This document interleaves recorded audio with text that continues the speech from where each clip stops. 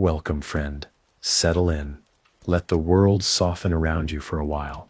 If it's late where you are, let this story be the lantern that flickers beside your rest. And if it's early, may it carry you gently through the quiet moments before the noise returns. Before we begin, I'd love to know where you're listening from and what time it is where you are. You can leave it in the comments, just so I know where these stories are landing. And if you'd like more of them, you know the ritual. Subscribe, leave a small mark, let the fold keep unfolding. Let me tell you about Tolan. No knight, no noble, no storied bloodline or banner. Just a man with soil beneath his nails, and an understanding of the world that only comes from never being invited to shape it. He was a serf, bound to the land, yes, but not owned, not exactly. Not like cattle, though some lords may have tried to blur the line. Tolan's father had tilled the same earth.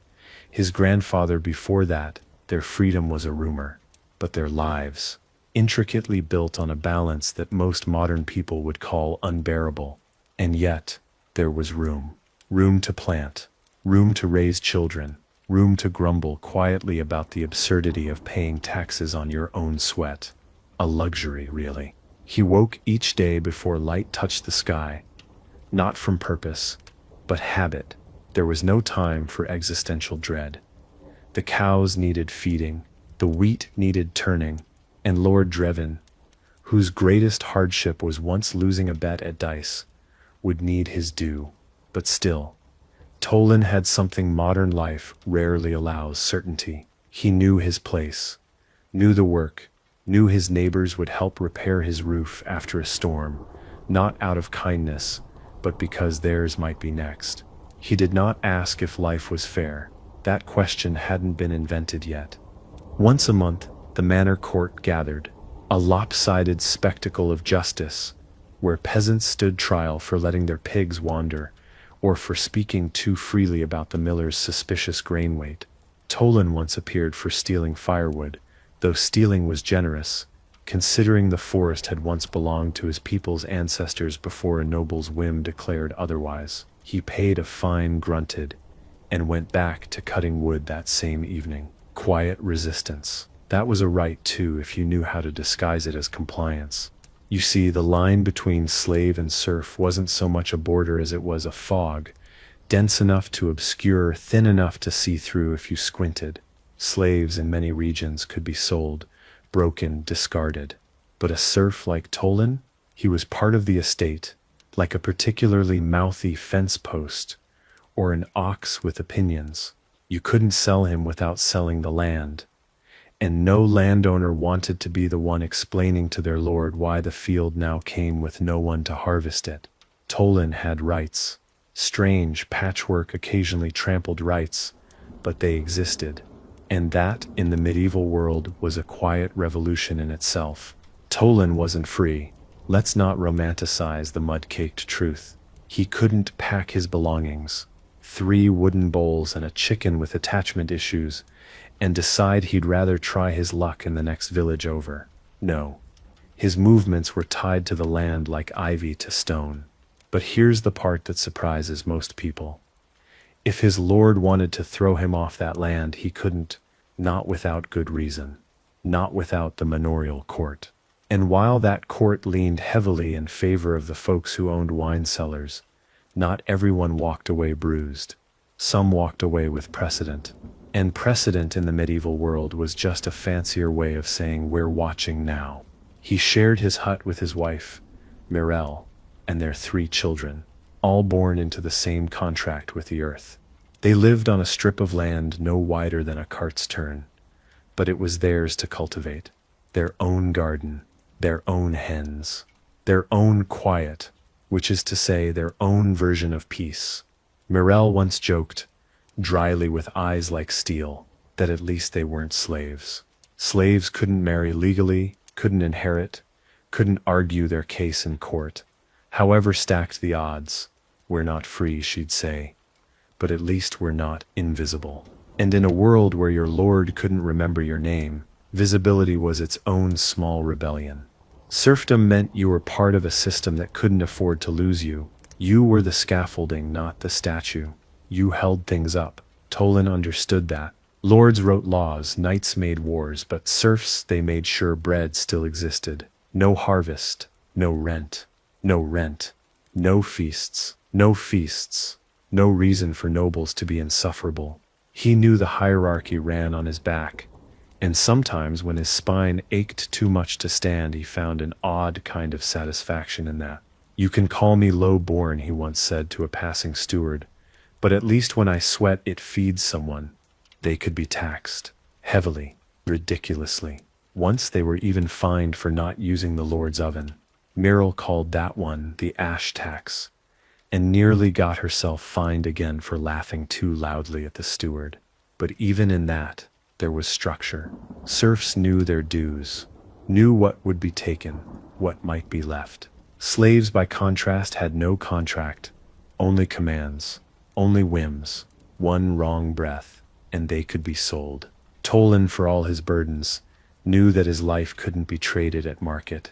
His body belonged to no man. His labor, sure, his body, no. And that difference, thin as it was, mattered more than most people realize. He heard stories sometimes, whispered over fire, about men who had run, who had made it to a town and stayed long enough to become freemen. After a year and a day, they said, no one could claim you. Freedom was just 12 months and a miracle away. But Tolan never ran, not because he was afraid, because he had built something here, something with shape, with roots. And he knew something most modern folks don't. Rights, even muddy ones, grow slowly.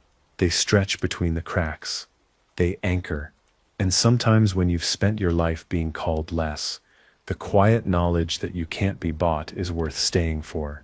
The seasons rolled over Tolan's life like slow tides, each one arriving with its own kind of demand.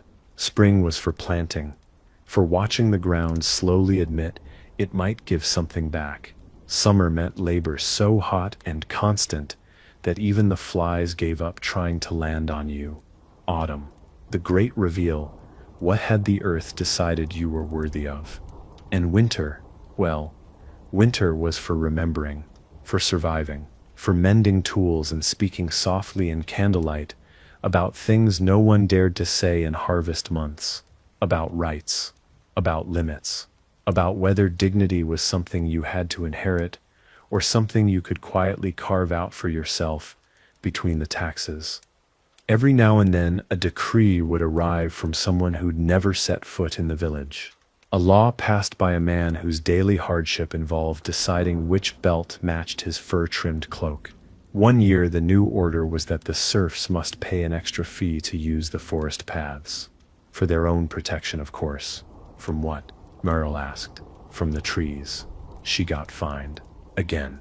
But the next week someone no one knew who left a freshly skinned rabbit on the steward's doorstep with a folded cloth beneath it that simply read, "Bill me later."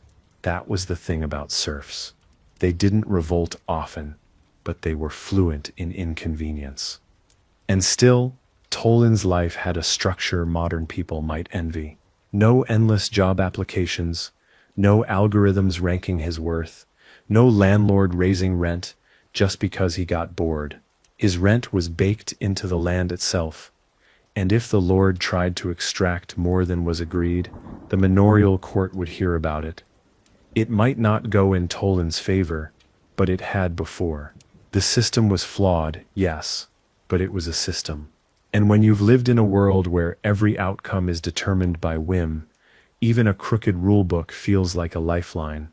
There were customs, deep ones, binding in a way parchment never could be. If the lord died without heir, the villagers could collectively choose to buy their freedom from the estate.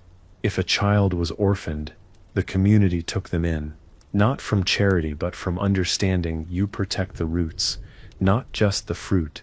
A serf could, under the right circumstances, marry without permission, could pass on land rights to their children, could save enough to buy their own release. None of these things were easy, but they were possible. And that, in the medieval world, was a rare and shimmering thing. Slaves, true slaves, were excluded from this possibility. They had no court to plead to, No land to pass down, no slow legal path to freedom. If they were freed, it was at the pleasure of their owner. A favor, a whim, a mercy disguised as justice. Tolan, on the other hand, could chart a way forward. Uneven, yes. Treacherous, often.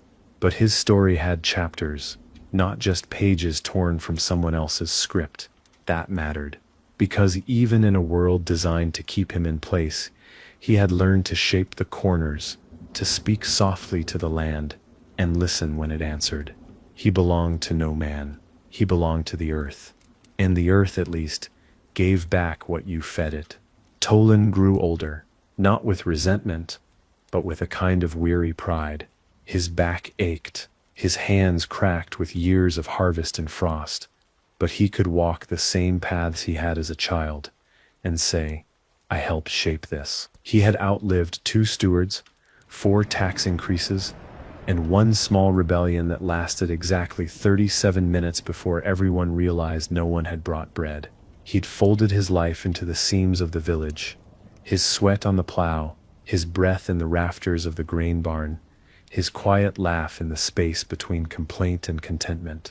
Myrrel, still sharp-tongued and tireless, managed the household with the precision of a general and the sarcasm of someone who'd been paying the hearth tax for 30 years too long. When the steward's son tried to flirt with their daughter using a poem about wheat, she sent him home with a cloth-wrapped brick and a note that read, Here's something else from the field. The steward never mentioned it. He knew better. The serfs weren't powerless. They just had longer memories. And here's the irony, or maybe the quiet triumph. The same laws that kept them tied to the land also protected them from being thrown off it without cause.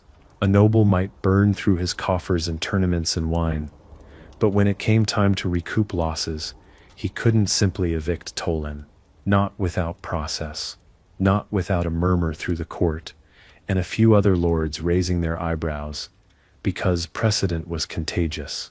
Serfs were not slaves. They were part of the estate, and a field without hands was just a patch of dirt no one could profit from.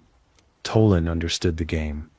He bent when needed, stood firm when it counted, and waited out the rest. The young men talked sometimes of change, of fleeing, of cities, of trade. He didn't stop them, but when they left, they always returned differently, eyes harder, shoulders higher. They'd seen what freedom looked like when it came with hunger. They'd learned that choice isn't always cheaper than duty, and some of them quietly found their way back to the village, took up tools again, and folded their dreams into a steadier life, one with less glory, but more bread. At night, Tolan sat by the fire and traced his thumb along the carved wood of the bench she'd made decades earlier. Myrrel would hum sometimes. The children were grown. The hut still stood, and outside the fields waited for spring like they always had. He thought of the difference between ownership and belonging, between being used and being needed, and in the silence that followed he allowed himself a thought modern minds might not understand. This wasn't freedom, but it wasn't nothing. And in that space between, in that gray, muddy, hard-earned in-between, there lived a kind of dignity that no one could tax away. The winter that Tolan turned 60 was one of those cruel, whispering winters, quiet, not dramatic, but persistent. Like a noble's complaint, always cold, always hungry, and deeply uninterested in your excuses. Still, the village endured. That's what they did. Not because they had a choice, but because they knew that endurance, at some point, becomes its own form of defiance. A kind of long, slow protest, written in firewood and stubborn survival. The Lord's steward came to collect the winter levy wearing boots worth more than Tolan's hut. Myrrel handed him the eggs and bread without a smile, without a word, but before he left, she passed him a folded cloth, small, unassuming. For your lord, she said. Inside, stitched with neat thread, we pay in silence, not submission. The steward didn't return the next month, and when he did, he brought fewer words and less attitude. Tolan suspected he got the message, or his lord did. Either way, no one was fined that winter for the chickens wandering. And while the nobles played at chivalry and the church argued about how many coins could fit inside a poor man's soul, the serfs quietly expanded their lives in ways no scribe ever recorded. A child was born, a fence mended, a song passed down about a pig that escaped 3 taxes in 1 year. These were not footnotes to history. They were the pages no one wrote, but everyone lived. There was a man named Benrick, who once claimed he'd found a legal loophole in the manor's charter, allowing him to refuse the cheese tax. It didn't go well. He was fined, ridiculed, and accidentally married off to the steward's niece, in a bizarre twist of drunken court ceremony.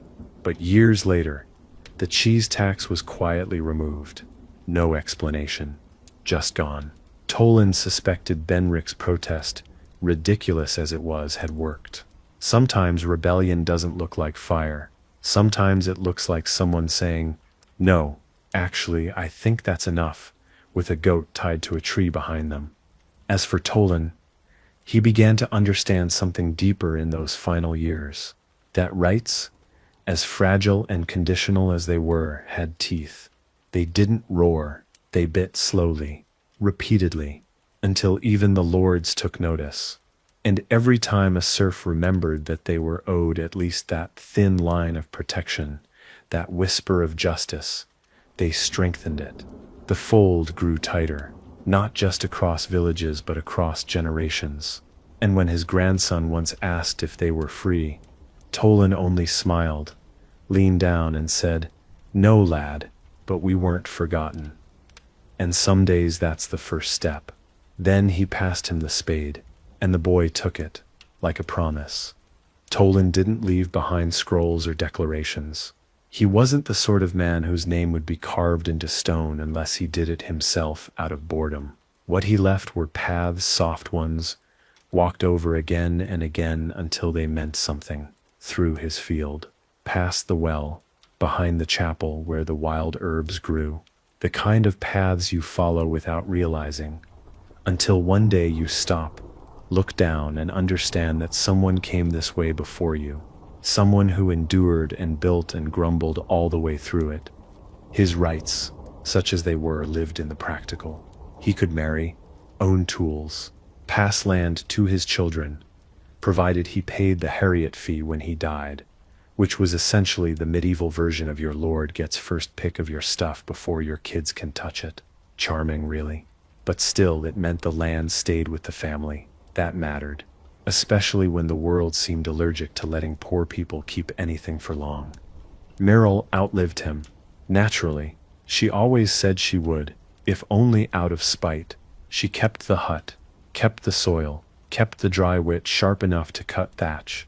When the new steward came to renegotiate the village dues, she folded him a cloth, 1 stitch, 1 line. We remember everything. He didn't argue much after that. Sometimes a legacy isn't carved into banners. It's whispered behind doors and pinned to the wall beside the hearth. A fold, a phrase, a refusal to be erased. The other villagers spoke of Toland without ceremony. No titles, no myths. Just the way you speak of weather that came and stayed long enough to change the crops. He was steady, they'd say. Didn't talk much. But when he did, you listened. A neighbor once said, "Toland's the reason I asked for a hearing at the manor court. Figured if he could do it without losing his teeth, maybe I could too." And that, more than anything, was how rights endured. Not through parchment, but through courage passed like bread between hands that had known hunger. Today we think of freedom as absolute or useless. Either you have it all, or you're trapped. But Toland knew better. He knew what it meant to claim small space within a cruel system, to be bound to a field, and still stand straight when the Lord passed by. He wasn't free, but he had lines drawn in the dirt, and when someone tried to cross them, he made sure they noticed, sometimes by speaking, sometimes by simply staying. And in the quiet where law failed, dignity took root anyway. That's not just survival, that's resistance, stitched into silence and folded for the next person to find. There are things that aren't written in law books, but are carved into the backs of hands. Tolan knew them all, knew that when the steward came with a new decree, the real terms weren't in the ink, they were in the faces of the villagers. If no one flinched, it would pass. If Merrill scoffed too loudly, it might get revisited. If the blacksmith folded his arms and didn't speak, everyone took a half step closer to refusal. These were the quiet negotiations of survival. Not glamorous, not revolutionary, but they worked. Not always quickly, but often enough to matter. The manorial court, for all its pomp and tilted scales, wasn't just a formality. It was the medieval version of a very specific kind of theater, public, performative, and vaguely terrifying. Serfs like Tolan were allowed to bring complaints, and sometimes, only sometimes, they even won. Not because justice demanded it, but because precedent was a creature even lords had to bow to on occasion. If 5 villagers complained about unfair tithes and the court dismissed them all, that was order. If 20 complained and a neighboring manor heard about it, that was potential unrest. And unrest, like a poorly cooked stew, tended to simmer too long before anyone realized it had burned the bottom of the pot. Tolan once stood before the court to argue that the grain mill was measuring unfairly. He wasn't the first to notice, but he was the first to bring it up after the last man who tried mysteriously fell into a well. He came alone. Muriel said she would have gone too, but she'd rather argue with a beehive. The steward read the complaint out loud with the bored tone of a man who had never harvested a thing in his life. The lord, fatter than last season, waved a hand and asked Tolan if he had proof. Just bread that doesn't rise. And neighbors who do, Tolan replied. A chuckle from the crowd. Just one, but enough. They didn't rule in his favor. Not really. They said the measurement would be reviewed, which meant we'll forget about this until someone else complains louder. But for the next few weeks, the scale at the mill read a little heavier, and the steward's smirk seemed just a bit thinner. Sometimes winning meant the system nudged toward fairness for a moment before slouching back into its usual posture. But a nudge was better than nothing. A nudge, over time, could shift a mountain, if you had the patience to keep pushing with your shoulder every time you passed it. Muriel said once, that being a serf was like being a cat in a church, technically not allowed, barely tolerated, but useful enough that no one dared throw you out unless you scratched the wrong person. She said it with a smirk, while sewing a patch on Tolan's tunic with thread so rough, it may as well have been wire. Better to be an essential inconvenience, she added, than a noble's hobby. And that was the secret. The lords needed them. Not as people, never that, but as labor, as routine, as silence that made the gears of hierarchy spin without protest. And the more the serfs understood this, the more leverage they had, not in power but in presence. There was power in being expected, in knowing that if you didn't show up to till the fields, the harvest would suffer, that if no one paid the oven fee, the Lord's bread wouldn't rise, that if the village was empty tomorrow, the manor would collapse under its own indifference. Tolan knew this. He walked through life like someone who could not change the world, but could stall it for a moment if he stood still long enough. That kind of defiance was quieter than swords, but more lasting. And it wasn't just about labor, it was about lineage. Tolan could not be sold apart from the land. That meant something. Slaves could be traded, sold on whims or debts, but a serf was an asset tied to geography, to fields, to legacy. You couldn't rip him from the dirt without destabilizing everything around it. And so, over time, his roots became his armor. He couldn't run, but he couldn't be removed either. That strange, bitter contract, that double-edged loyalty, became a kind of strange security, like a tree too old to chop down, but too vital to ignore. Tolan's grandchildren grew up under the same thatched roof where he had first learned to listen before speaking, and like most children, they asked questions. The adults didn't have time to ask anymore. Why do we give food to the Lord when we're the ones who grew it? Or, why can't we build our own mill and just not tell them? And the favorite, if the forest is right there, "Why can't we use the wood?"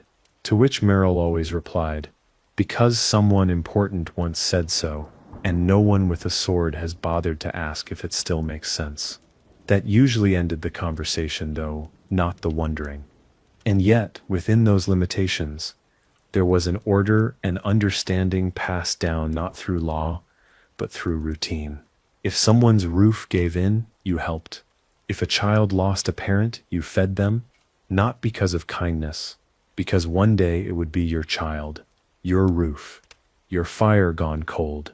These unwritten rules had more weight than royal decrees because they were real, because they worked, because when the rest of the world saw you as replaceable, it mattered that someone remembered your name long after your body forgot how to bend without pain. One spring, after a harsh winter that left most pantries echoing, a new edict arrived, an additional tax for defense. Defense against what was unclear. Bandits? The French? A vague sense of divine disappointment? No one knew, but the tax came anyway. The steward arrived on horseback, always a good sign that something awful was about to be said politely.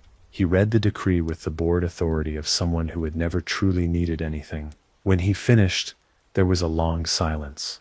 Toland, then nearly 70 and moving slower than frost, stood with his hands behind his back and said, "We've already paid for the land once, with our backs.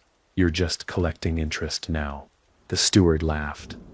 It wasn't a kind laugh, but it was nervous, and when he left, he did so with fewer coins than expected, and a cloth tied around his saddle horn stitched by Muriel, of course. It read, "The field does not forget who tramples it." The tax still happened, but it was lightened 2 years later, after reports of dwindling productivity and unrest among the more literate villages. Change, even the faintest kind, always came with delay, but it came. And that was the strange thing. There were levers, hidden in plain sight. Serfs could not vote, could not read most of what was written about them, but they could shape the rhythm of power through resistance that looked like routine. A delayed planting, a silent chapel, a harvest just light enough to raise a question, but not enough to raise suspicion. Sabotage, sure, but subtle. Measured, denied with a shrug and a calloused hand. Poor season, my lord. The rains came late. We did what we could. It's hard to punish the weather. Toland didn't consider himself clever. He didn't think of what he did as strategy, but the truth was, he had mastered the art of making himself unavoidable. That was the real power of being bound to the land, not freedom, but permanence. They couldn't throw him out. They couldn't afford to. His absence would create more work than his presence ever did. So he stayed, and stayed. And each year that staying became its own kind of protest. He didn't run. He didn't fight. He endured. And in the face of a world that depended on forgetting people like him, he made sure to be remembered, not through legacy, but through presence. Because presence was a kind of rebellion. In a time where slaves could be sold with the snap of a purse string, Toland's presence had to be negotiated, respected at least in the way landlords respect a foundation they can't quite knock down.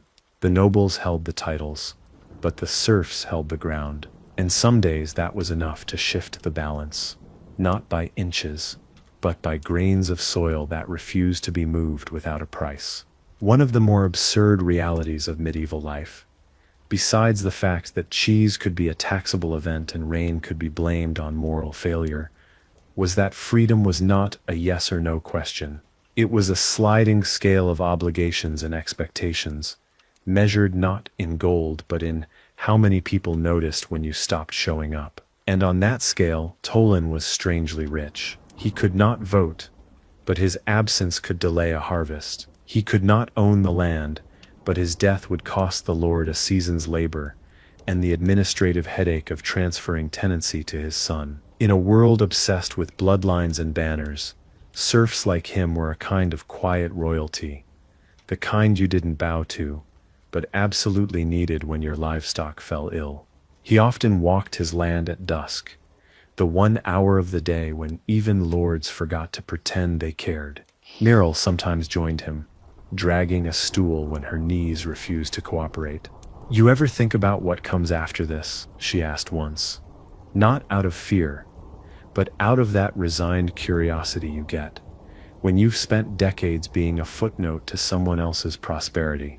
Tolan didn't answer immediately. He watched the wind move through the wheat and said, "I think what we leave behind isn't a story, it's a pattern.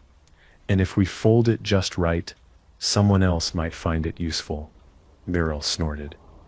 "That sounds like something you'd embroider on a blanket and then sleep under it so no one else can read it." He chuckled. "Well, maybe." She leaned her head on his shoulder. "We've been poor our whole lives, Tolan, but never useless. That counts for something." And it did. Because in a world where being poor usually meant being disposable, being needed was a kind of armor, not the shiny kind, but the kind that made people hesitate before trying to shove you out of the way. The younger serfs started to notice too. They watched how Tolan responded to injustice, not with loud revolt, but with stillness that made the stewards nervous. He wouldn't shout when a new rule came down. He'd simply pause in a way that made others stop working too. It was accidental at first, then it became custom. They called it Tolan's pause. Whenever something felt unjust, a new grain tithe, an unfair punishment, they'd stop for just a moment longer than usual. Enough to signal discontent without speaking it. Enough to feel the weight of their own presence in a system built to ignore it. The manner began changing, subtly.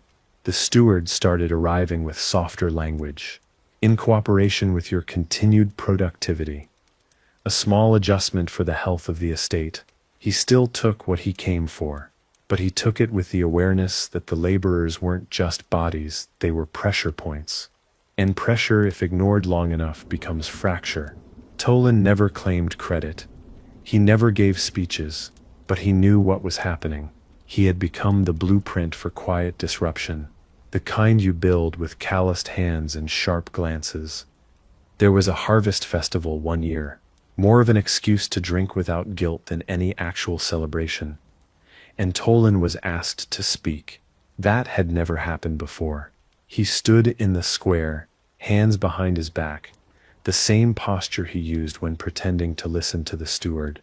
He looked around at the faces, lined and young, tired and bright, hungry and full of song, and said, "We are not free, but we are rooted, and roots hold things up, even when no one thanks them." Then he sat down and drank cider like it hadn't cost him everything to say that out loud. Later that night, someone left a folded cloth beside his door. No name, no stitch, just a fold, careful and deliberate. He kept it, not because it meant something in the way nobles might write it down, but because someone somewhere had heard him. And in that small gesture he saw the future, not of freedom maybe, but of awareness, of generations who would grow up understanding they were not just part of the estate, they were the shape of it. And that shape, once recognized, could never be flattened again. Tolan lived long enough to see himself become a question in other people's stories. Why did he stay? Why didn't he leave when others ran? What did he think was worth holding on to? These questions usually came from the younger ones, the ones who had never known famine bad enough to thin your breath, or lords bold enough to raise taxes the same week they threw a feast visible from your window. Tolan never minded the questions. Questions meant someone still believed in different outcomes. But he never gave a full answer, because answers are fixed. And Tolan's entire life had been built on learning to live with the bend. One evening, as autumn painted everything the color of fatigue, his eldest granddaughter sat beside him with a piece of cloth in her lap. She was learning to fold the way her grandmother had, slowly with fingers that understood fabric the way a farmer understands soil. She said, "Is this what freedom looks like? This folding? This waiting?" Tolan didn't answer right away. He took the cloth from her hands, folded it once more, and said, "It's not freedom, but it's a way of not disappearing. And that matters more than most people know." She nodded, folded another, didn't speak. That too was part of the learning. In truth, Tolan had never believed in freedom the way poets described it. Golden, loud, absolute. He believed in the freedom to plant the same row without someone changing your dues mid-season. In the freedom to laugh without looking over your shoulder. In the freedom to say no, even if only once a year, in a court designed to misunderstand you. It wasn't much, but it was enough to keep the fire from going out entirely. That was the gift of his station. Not luxury, not autonomy, but just enough stability to pass something on that couldn't be taxed or torn down. Because here's the part no one likes to admit. Slaves, real slaves, in many corners of that world, didn't even get that. They were assets, commodities. Their children were owned. Their bodies could be sold, punished, bred, discarded. The serf, however, bent beneath his duties, still had the thread of recognition, a name in the manor roll, a say, however small, in village custom. He was bound, yes, but not erased. Tolan knew that. He didn't wear it like a badge. He wore it like an old bruise you press sometimes, just to remind yourself what you've survived. There were rules about what lords could demand, not always followed, but they existed.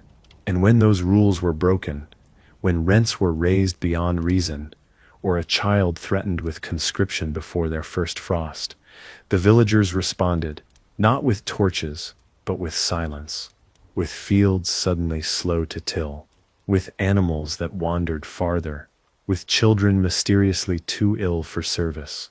Tolan had taught them that, not by command, but by example, how to use the slow refusal, how to stretch presence into resistance, how to say we are not slaves without ever raising your voice. And the stewards, for all their posturing, noticed. They might scoff, might fine someone for insolence or disrespecting feudal order, but they never pushed too far, because even the manor needed rhythm, and Tolan had become the drumbeat, predictable, reluctant, essential. In the later years, the steward who replaced the last steward who had dared question Merrill came with smaller asks, politer language. He even used the word please once. Merrill had laughed so hard she had to sit down. Tolan just nodded. Change, after all, wasn't about revolution. It was about pressure, sustained, quiet, relentless. And in the final days when Tolan's legs no longer trusted the ground and the harvest looked like someone else's problem, he sat in the corner of the hut, folding cloth without purpose, just shape, just rhythm, just to keep the hands remembering. He gave one to his youngest great-grandchild and said, "If you forget everything else, just remember how this feels." The child asked what it meant. Tolan said, "It means I was here." And that, in the end, was the right he had fought hardest for, not to be free, but to not be forgotten. Tolan passed on a fog-heavy morning, the kind that quiets even the birds. There was no formal mourning, no tolling of bells, no noble eulogy, just the sound of boots on damp earth as neighbors came and went, some with bundles of wheat, others with strips of cloth, folded and left quietly on the step. Merrill didn't cry in front of them. She sat beside the fire, staring into the coals like she was reading something only she could see. When someone finally asked if she wanted help gathering his things, she said, "He wasn't things, he was a weight, and it's still here." They buried him on the edge of the land he'd never owned, but had shaped more intimately than any title holder ever could. Not beneath a stone, but beside an old tree. One he'd planted the same season his second son was born. That tree had outlived frost, flood, and one steward who thought it blocked the view from the manor. It would outlive them too. Merrill tied one of his folded cloths to a low branch and muttered something under her breath. No one asked what she said. In those moments, translation is unnecessary. The gesture speaks. The younger ones asked if there'd be a marker, something carved, something that could be read. Merrill shook her head. "He was read while he lived," she said. "Every field, every wall, every story you carry with you. That's the marker. That's what lasts." And she was right. because within days, others started folding more often. Not out of grief, but continuity. A message here, a thought there, left under doorsteps, tucked in baskets, slipped into pockets with no explanation. One simply read, "He stayed, so we know we can too." It was strange, the way his absence reshaped the village, not by changing things, but by reminding people how they'd held together all along. The steward came with his usual demands a few weeks later and found a dozen villagers already waiting, calm, straight-backed, not rude, but present in a way that made him hesitate. Myrrel was at the front. She handed him a folded cloth without speaking. It said, "The ones who stay long enough become the ones you answer to." He didn't argue, just nodded and left. The tax stayed the same that year, a small victory, but real. Myrrel lasted another winter, then another. She outlived the next harvest, 2 more edicts, and a pig so stubborn it had to be bribed into its own pen. She folded every morning, sometimes with thread, sometimes just with breath. She taught the children how to stitch without poking themselves, how to hold fabric like it might speak. When asked why she folded cloth every day, she said, "Because remembering is work, and work needs rhythm." When she passed, they buried her beside Tolan. Same tree, same quiet, same kind of morning that feels like it's holding its breath. The tree grew fuller in the years that followed. Cloths appeared every season. Some stayed, some vanished. One day a traveler came through, a woman with tired eyes and a bag that looked like it had been patched more than it had been made. She tied a cloth to the tree. No name, no message, but the fold was careful, exact. The kind only someone taught by someone who folded with love would know. She stayed a few nights, helped repair a roof, shared bread, then she left before dawn. No one asked her name, they just called her part of it. And that's how Tolan lived on. Not in legend, not in record, but in repetition, in folds passed down, in silent pauses when something unfair was asked, in the way someone might say, "I think that's enough for today," and everyone would know what they meant. He had not been free, but he had shaped the rules of his captivity into something worth inheriting, a kind of resistance, humble and enduring, a life that said, "You may bind me, but you will not forget me, and neither will the ones who come next." The cloths became more than memory. They became language, not spoken, written, but without letters. Shape became speech. Placement became punctuation. A fold left at the baker's counter said, "You fed us when the steward forgot." One tied to the well said, "We're watching how you draw from us." A strip of linen on a child's cloak might carry nothing at all but the weight of lineage of having come from people who knew how to fold something small into something that mattered. There was no one in the village who claimed to have invented this. No scribe, no priest, no clerk, and yet everyone understood it, especially those who lived closest to the edge. The woman who'd lost her husband to the plague and still came to sing during harvest. The boy with the crooked spine who couldn't plow but remembered every story passed around the fire. The old man who never spoke unless someone asked the right kind of question. These were not leaders. They were roots. And roots, as Tolan once said, are quiet, but they hold the entire forest together. A steward once brought in a new clerk, fresh from the city, to modernize the collection process. He walked into the village wearing boots that had never touched mud, and an attitude that reeked of parchment and overconfidence. He spoke of new tallies, new quotas, new systems. No one interrupted. No one argued. But the next morning, every field was empty, not abandoned, just paused. The baker made no bread. The blacksmith stood beside his forge with arms crossed. Even the cows seemed slower, as if they understood the moment required solidarity. The steward asked what had happened. The answer came in the form of cloth, 33 folded pieces, left at the manor gate. No names, no direct threats, but one of them, stitched in plain thread, said, "We're not free. But we're not fools." The clerk left 2 weeks later. The steward never mentioned modernization again, and the fields returned to life as if nothing had happened. Because that's how the fold worked, not by shouting, by remaining. The cloths began to travel beyond the village. Traders passed them between wagons. One made it to a monastery, tucked into a sack of flour.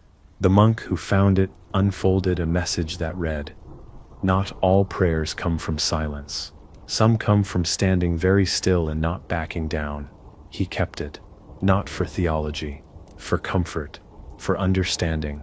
He began folding his own, slipping them into books, between candles beneath doors where no one wanted to speak but someone clearly needed to be heard. It said one of the cloths reached a manor, far to the north, where the lord, a cruel man known for bleeding his serfs dry, opened a folded square to find, "The more you squeeze, the faster we slip through." He was furious, demanded answers, burned it in his hearth. But the next week, another appeared, this one sewn into the lining of his saddlebag. He doubled the guard, but somehow a third appeared tucked into his wine flask. The land is not yours, it just lets you borrow power. No one ever found out who placed them. He left the manor a year later, sick, weaker, quiet. Some say it was illness. Others say it was the weight of being seen. Back in Toland's village, life continued. Muddy, rhythmic, flawed. Children were born and taught how to plant straight rows and how to fold straight corners. A new steward came, young and nervous, and the village didn't fold in protest. Not yet. They watched, waited, folded only in greeting. We're still here. We remember who we are. That was enough, for now. Because the fold, like the people who shaped it, didn't move fast. It didn't rise up. It settled in, and once it did, it never left. The next generation didn't ask whether folding was necessary. They asked when. It had become part of the rhythm of the village. You tilled the field, gathered the grain, folded the cloth. It was no longer protest. It was practice, like breathing after running, like watching the sky before deciding when to plant. The fold wasn't dramatic. It didn't need to be. Its power came from its patience, its refusal to fade. Ada, one of Morel's granddaughters, kept a basket of folds beneath her bed. Not messages, not stitched, just blank, ready. She said it made her feel prepared. "You never know when you'll need to say something you can't say out loud," she told her children. And when her husband fell from the cart and broke his leg, too early in the season to rest, too late to avoid disaster, she folded a square and left it on the steward's stoop. "If we fail, so do you." The steward came the next morning with 2 other men, and quietly helped finish the planting. He didn't speak of the fold, but he left with his hands dirty. One of Ada's sons, Bram, took the fold beyond the village. He left at 19, feet too eager, heart too swollen, with stories of towns that welcomed anyone with strong arms. He found work in a nearby town, laboring on stone roads meant to impress lords too busy drinking to ever walk on them. The pay was fair, the silence unfair. When a younger boy was struck for asking for his bread early, Bram didn't shout. He folded a napkin left on the overseer's table. You can't build a road if no one shows up to walk it. 3 men didn't show the next day, then 5, then 11. By the end of the week, the overseer was replaced, quietly, without scandal. The folding had followed Bram, or perhaps it had never left him. Elsewhere, the folds became symbols without explanation. A cloth pinned to a church door wasn't seen as vandalism anymore. It was a request, a reminder, a warning. One town began folding into shapes: stars for grief, circles for injustice, triangles for shared burden. It was never codified. No one wrote a guide. And yet somehow, across villages and seasons, people understood.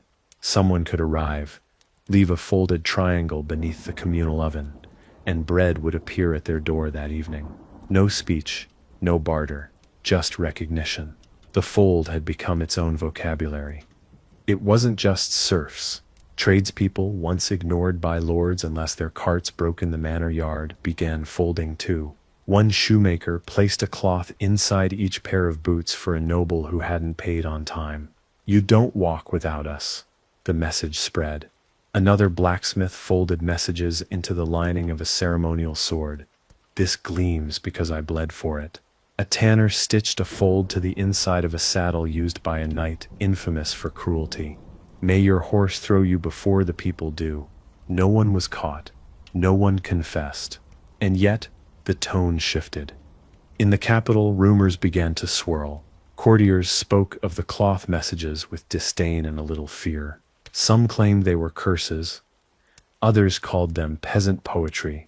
One noblewoman scoffed until she found a fold beneath her jeweled cushion that read, "You don't sit without the rest of us kneeling." After that, she began tipping more generously. People noticed, and the folds kept coming. Back in the village, the tree where Tolan was buried had grown so wide that 3 children could sit under it during summer and not be touched by sun or sound. They didn't know him, but they knew what he'd done. They didn't speak of his deeds like a story. They treated him like a direction. One of them said, "If it ever gets bad again, we'll fold first." And the others nodded, not because they understood everything, but because they trusted the cloth would speak when their mouths couldn't. That was the truth of it. Tolan hadn't built a movement. He'd left behind a habit, a reflex, a way to say no with your hands when your voice wasn't safe. And centuries later, people still felt that shape in their palms. In a village far from Tolan's tree, where the soil was drier and the houses built with stone instead of timber, an old woman named Thara kept a collection of folded cloths in a wooden chest beneath her bed. She didn't call them heirlooms. She didn't call them relics. She called them the reasons. No one questioned her. She'd lived through 2 bad winters, one famine, and a short-lived rebellion that began when a steward tried to tax the water from the village well. The rebellion ended when the steward mysteriously lost a tooth during a fall, and everyone swore they hadn't seen anything. But the message stuck: push us hard enough, and we remember how to push back. Thara's cloths weren't decorative. They were messages folded so many times the creases were part of the weave. One said, "You'll break before we do."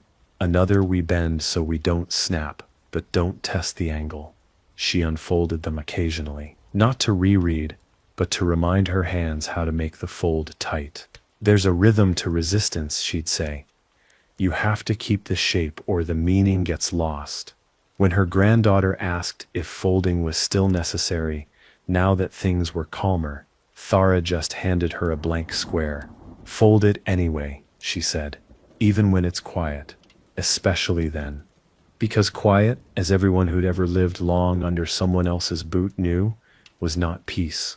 It was the part of the storm where everyone pretended the sky didn't just flinch, and folding during quiet meant you remembered that you kept the habit of not disappearing even when no one was looking.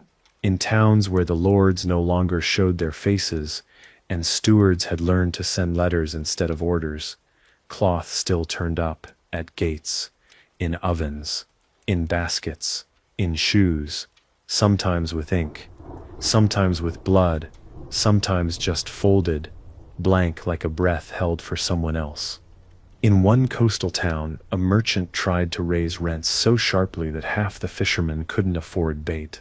Instead of revolt, the townsfolk began leaving folded cloths, wrapped around spoiled fish, setting them neatly at the merchant's front door each morning.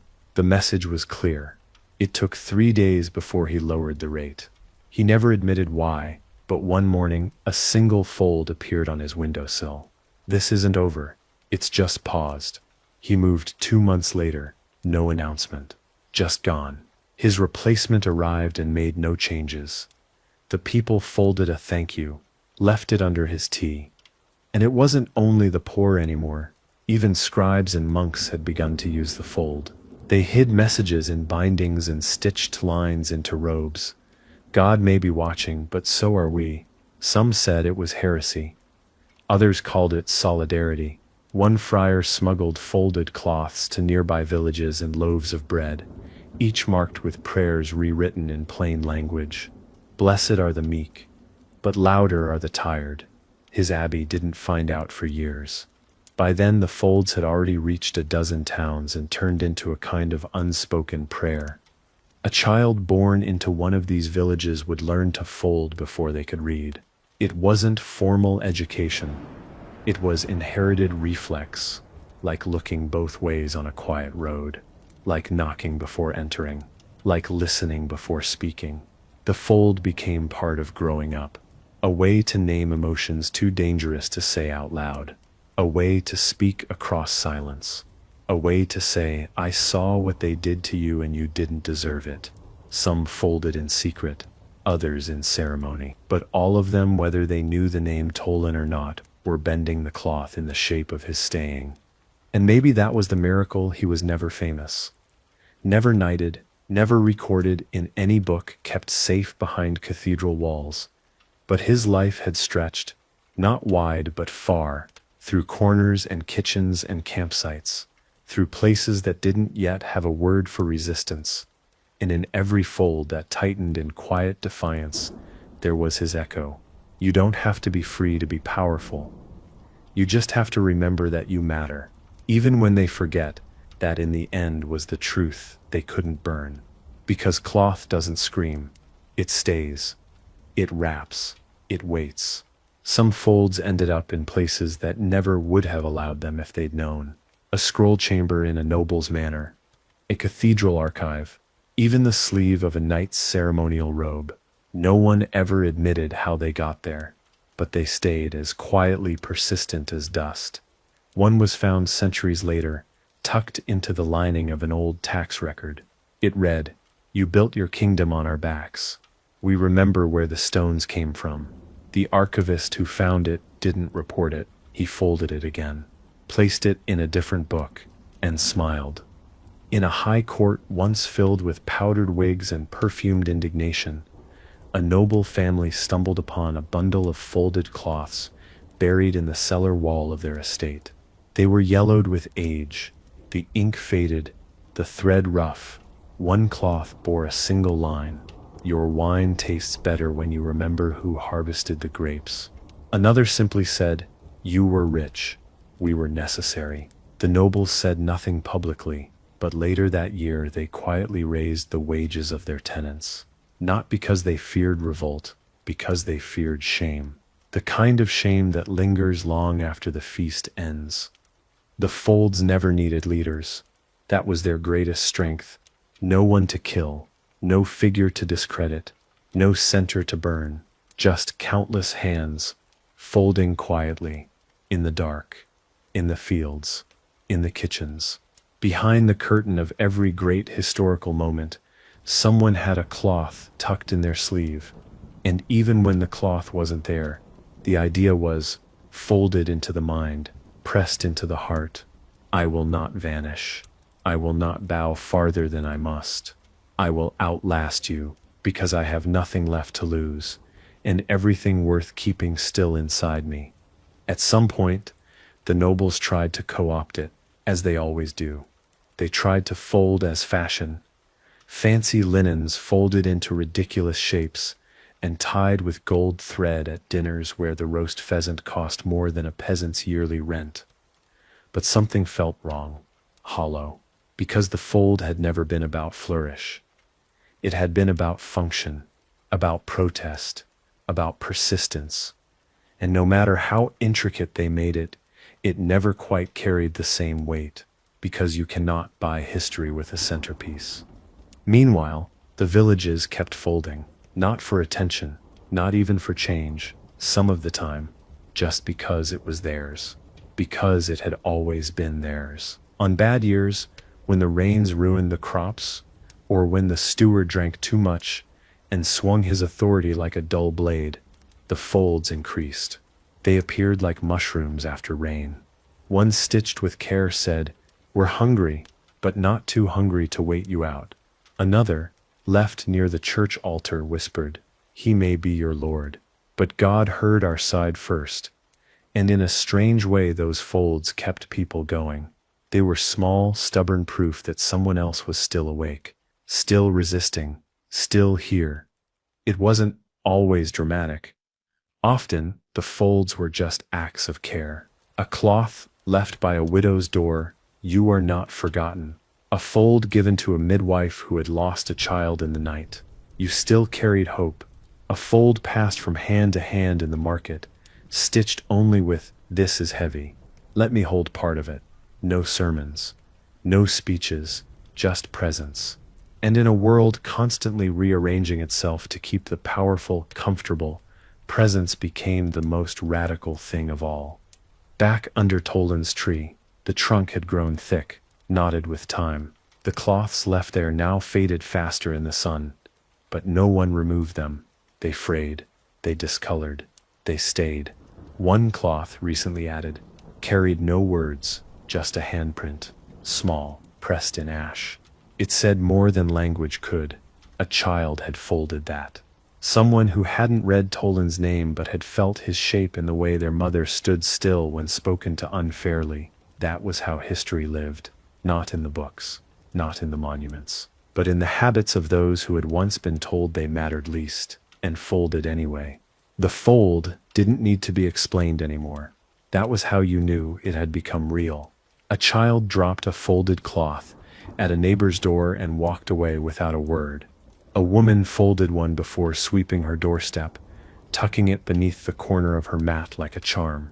In cities, people began finding them in alleyways, tied to lampposts, pinned inside public notices like afterthoughts with too much weight. The shape of the fold said what mouths could not. We're still watching, we're still here. In one village, an apprentice stonemason folded a cloth and slipped it between bricks in a new church wall. He didn't write anything, just folded it tight and left it sealed in mortar. When asked why, he said, "Because no one will remember me, but maybe the wall will." The others laughed, but one older mason went quiet. He'd done the same years before, folded a cloth and buried it beneath the manor steps. "I built this. You owe me more than a nod." He never told anyone until now. That's what the fold did. It made truth visible, even if only to the ones who'd already lived it. The nobles never really understood it. They thought the fold was a code, a secret language. They searched for patterns, hired scribes, questioned messengers, but they were looking for something to control, something to outlaw, and the fold didn't work that way. You couldn't outlaw a silence, couldn't punish someone for placing linen under a tree or wrapping a loaf of bread a little tighter than usual. You couldn't jail a gesture. And so the fold kept spreading, not because it was legal, because it was impossible to kill. One young lord fresh from the university tried to engage with the fold intellectually. He invited villagers to explain what the fold meant, promised not to punish, promised understanding. They declined, politely, left him a fold the next morning on his writing desk. It read, "When you understand without asking, you'll deserve to know." He never asked again, but he began walking the village more slowly. He stopped interrupting. He started listening when he thought no one saw. And when he died, someone no one knew who left a folded cloth on his grave. You learned late, but you learned. In winter, the folds took on new meaning. They became warmth, wrapped around aching joints, shared between neighbors when blankets were thin, stitched with reminders, "We survived last time, we will again." Some were soaked in soup before being handed off, a quiet offering that said, "Eat, don't argue." Others bore names of the dead, not as mourning but as anchoring, so they wouldn't drift away in memory, so the ones who carried on could remember they weren't carrying alone. A traveling minstrel picked up the habit too. He didn't fold cloths, he folded songs, verses tucked into refrains, stitched with lines pulled from the folds he'd seen. The Lord holds the land, but the hands shape the season. She folded silence into power. You forgot who fed you. He wasn't subtle. He wasn't punished either, because every village wanted him, and no steward wanted to be the one who silenced the singer who left them just enough dignity to feel generous. By the time another century passed, no one could say exactly where the fold had started, which meant it belonged to everyone. It had moved beyond protest, beyond survival. It had become culture, a living thread inside daily life, still sharp when needed, still a quiet threat if crossed, but also gentle. Present, a way to remember how many people had once stood in the same patch of dirt and decided not to disappear. And that, more than any parchment or proclamation, had kept the structure from fully collapsing. Not honor, not charity, not law, but cloth, folded, held, passed on. The cloth had outlived kings. That was the part no one liked to admit. Not the clergy, who spent entire sermons pretending only prayer kept the realm intact. Not the lords, who assumed their names mattered more than the hands who whispered them when no one else dared. But it was true. Regimes changed, wars came and went, plagues took thousands, but the fold remained, not because it was powerful, but because it was necessary. In a world that shifted like mud in spring, the fold was the one thing that could be shaped by anyone. No ink, no permission, just intention and fabric. A midwife named Rona kept a box of them under her bed, folded by patients who couldn't pay or couldn't speak or didn't survive. She didn't unfold them, said it wasn't her place. "They're not mine," she told the blacksmith's daughter once. "They're just passing through me." On the day the steward's wife lost her child, Rona stayed through the night. Didn't charge, didn't fold. But when she left, a cloth was found on the edge of the bed, stitched only with even those with names must learn what it means to be held without question. The steward never asked who placed it, but he paid Rona double for her next visit, and did not speak during it. And still some folds never made it into baskets or under doors. They were carried, worn, hidden. A knight once tied one into his gauntlet before battle, not for protection, but to remind himself why he returned. It bore no words, but the thread had been worn down by fingers, smoothed by use. He was never asked about it, but when he fell, and his squire found the cloth still knotted beneath the metal, he took it and tied it to his own. That squire never rose in rank, but he kept the cloth, and later when his son asked what it meant, he said, "It's from someone who refused to forget." Isas. Distavias, it's from someone who refused to forget. The church, slow to catch up, eventually tried to bless the fold. A bishop declared them symbols of humility, wrapping the gesture in scripture and ceremony, and maybe that worked. For a while. Maybe it brought comfort to those who needed divine approval to keep doing what had always worked. But most villagers folded anyway. Before the blessing, during it, after. The fold didn't need permission. That's what made it matter. And it had shape. That was important. When the world felt shapeless, ruled by hunger, taxes, war, pestilence, the fold gave form to helplessness. A way to hold fear and say, "I see you, but you do not get to swallow me." That mattered. That gave breath. Because when you are poor and tired and watched too closely, shape is everything. It's why soldiers march, why nobles build gates, and why a peasant, given only minutes between chores, still chooses to press a corner and smooth it down, because that's power. Even if it looks like housekeeping, the children still learned it. Not from books, from watching. A girl saw her mother fold after her brother was taken for war. A boy saw his grandmother fold after the taxman left. They watched how hands moved, how cloth was held like something sacred, even when it was just torn linen. They practiced, sometimes badly. The folds were uneven, the stitches sloppy, but no one corrected them, because the point was never perfection. The point was to begin, again, and again, and again. And still, somewhere, always, someone found one, left on a grave, beneath a table, tied to the gate of a field now overgrown, and they would know without needing to ask, this mattered. Someone stood here, Someone stayed, and for a moment the silence became less frightening. It became shared. In a coastal village where the fog clung to everything, windows, fishing nets, lungs, a man named Hal kept a folded cloth in his coat pocket. Not for protest, not for poetry, for luck, he claimed. The cloth had no words, just a single stitch, shaped like a wave. When asked where it came from, he shrugged. My mother, or maybe her mother. But every time a storm came and the boats didn't, he'd stand at the edge of the water and hold it tight. Once, when the catch was bad and the taxes worse, someone found him standing there for hours, thumb pressed to the cloth, like he was praying. He wasn't. He was remembering. That's what the fold became for many.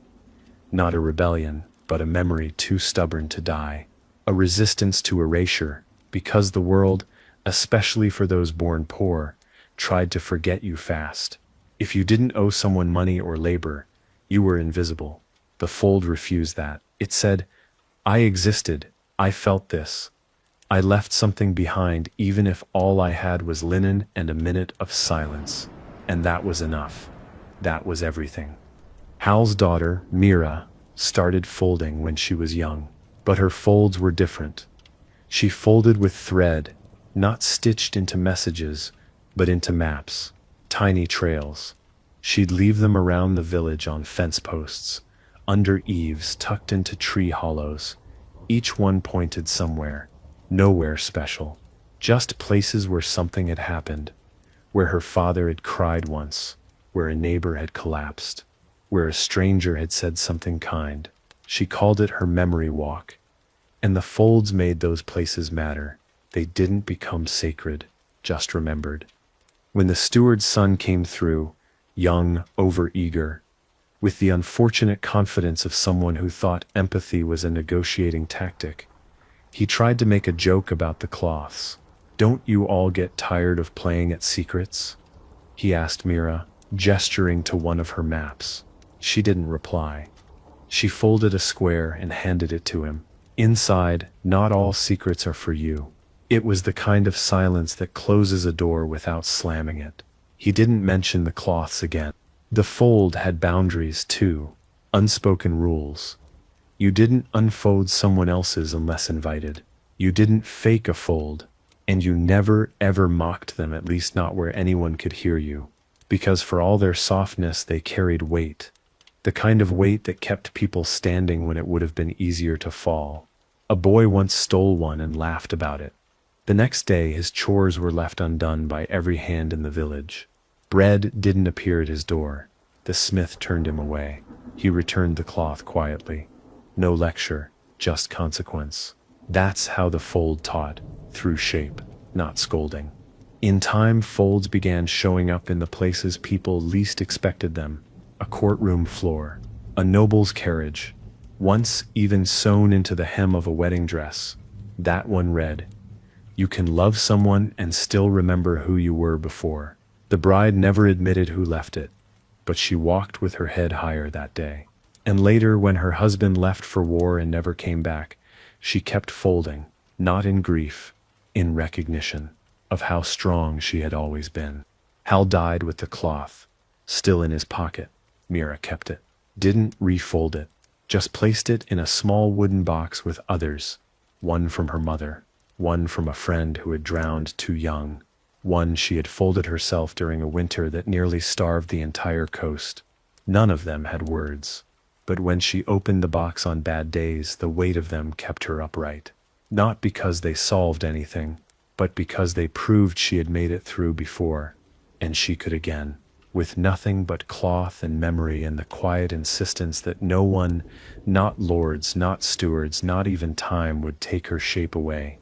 In a town wrapped around a river, where fish kept most families fed, and the occasional flood reminded everyone who was really in charge, there lived a woman named Lysa, who folded cloth the way other people breathed, without thinking, with purpose.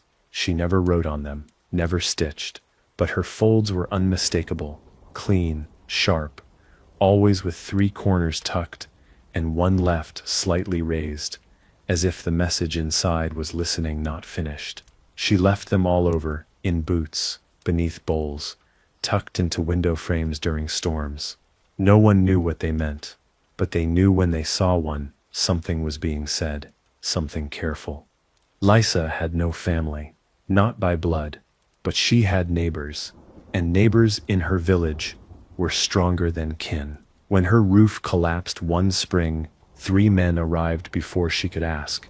When her legs swelled from standing too long in the riverbed, someone left a folded cloth at her door with dried lavender inside. It wasn't medicine. It was presence. It said, "We see you, even when you don't ask to be seen." That was what the fold had become in that place. A form of quiet seeing. A way to hold someone without touching them. Then came the census, ordered by a nobleman no one had ever met, issued by a steward who smelled like old ink and impatience. Every house, every person, every item of value was to be recorded, not for understanding, for taxation, for control. The people complied, mostly. They opened their doors, named their sons, counted their hens. But they also folded. Cloths appeared at the foot of each home. No two were the same. One read, "You can count what we have, but not what we carry."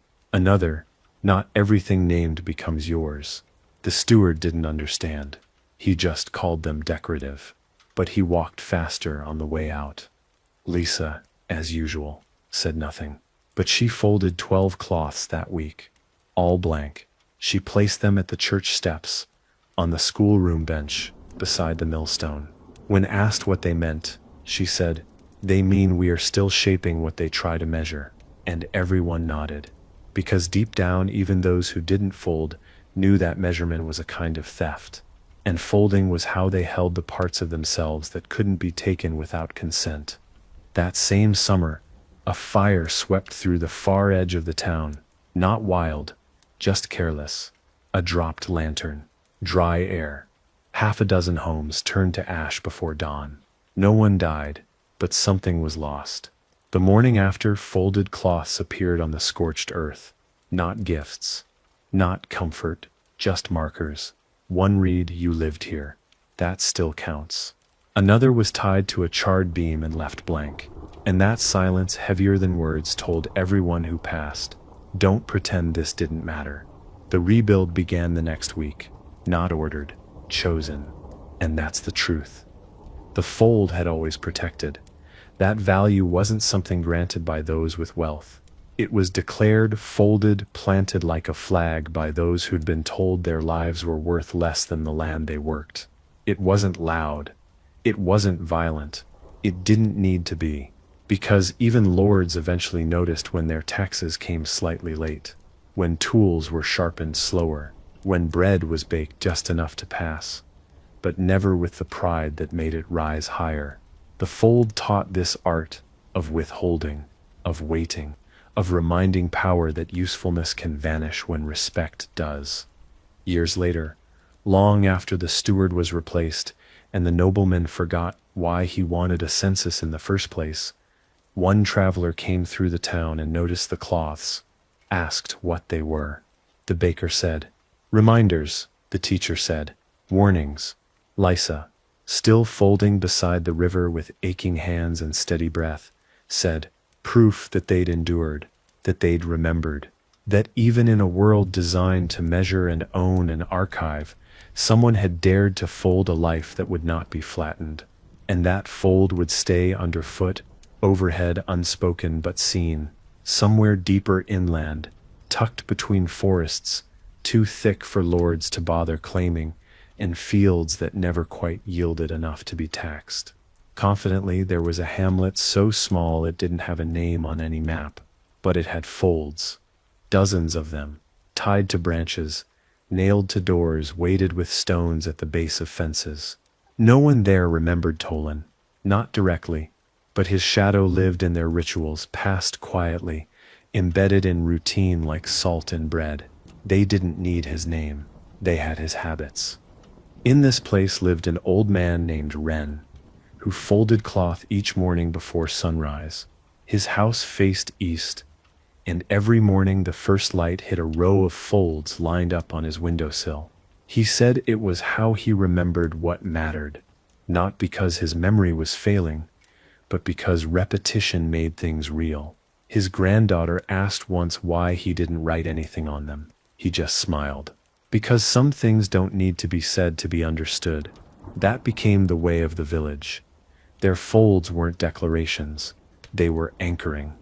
And anchoring, for people like them, was resistance in its purest form. When a new law arrived from the city requiring documentation of all livestock for regional security, the hamlet answered with a letter of compliance, and curiously, a folded cloth inside each envelope. Most of them read nothing.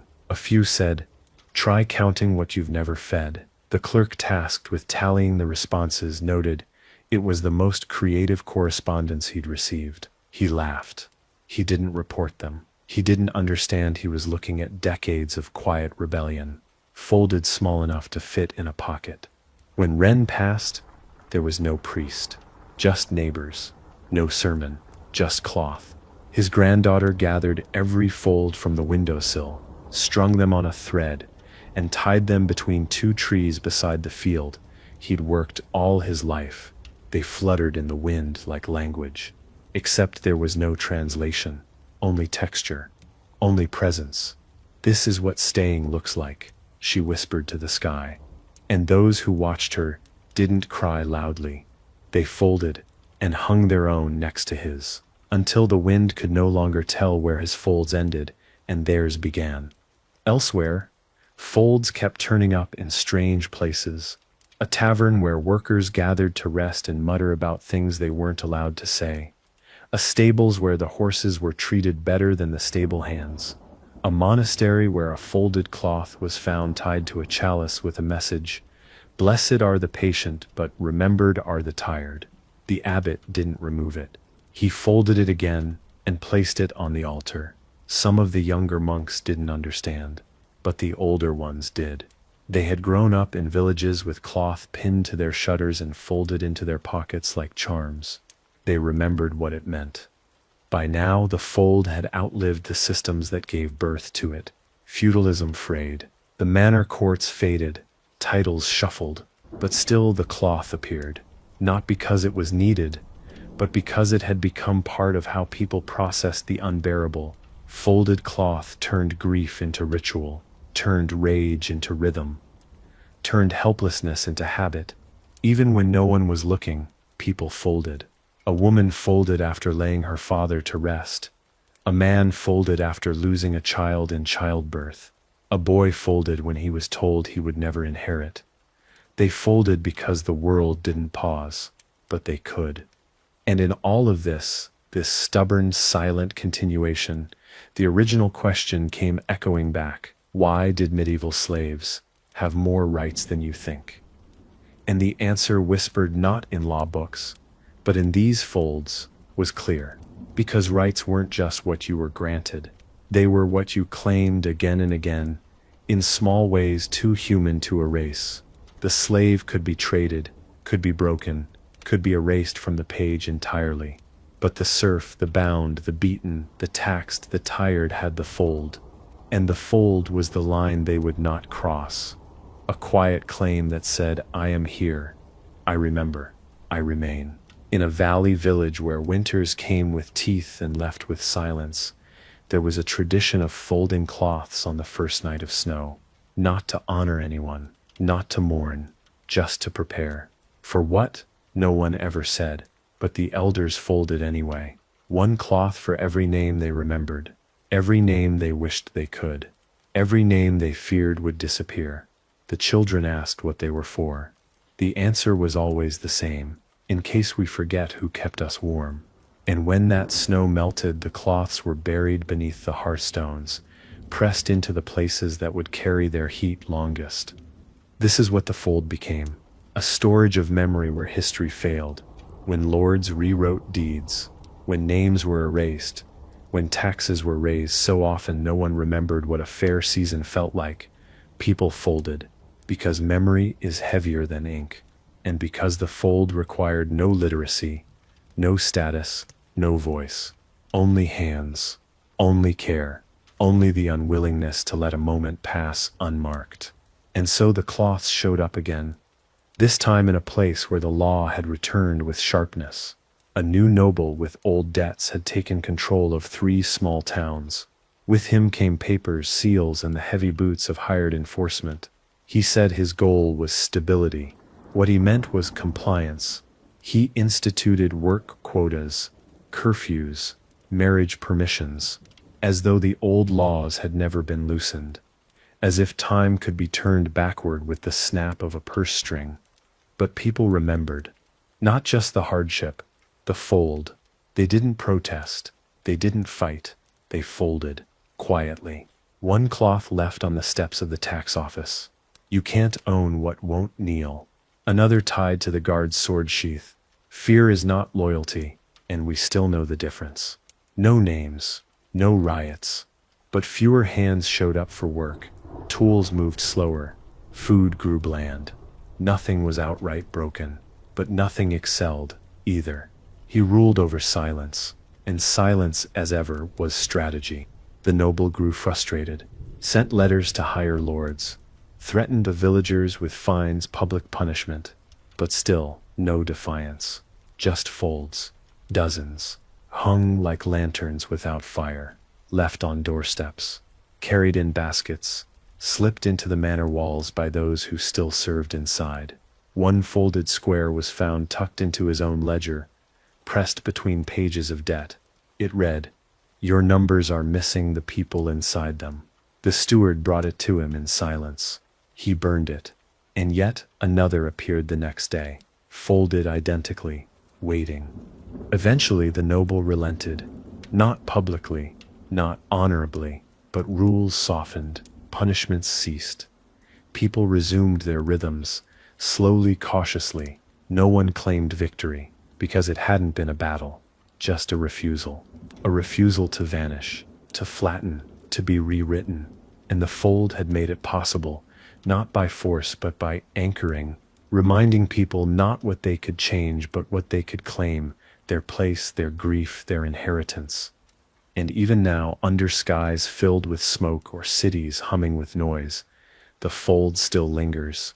Maybe not in linen, maybe not even in cloth, but in gestures, in the way someone places their hand over their heart without thinking, in the way one stranger leaves something behind for another to find, in the way people still refuse to vanish, even when the world tells them to be quiet, to move on, to comply.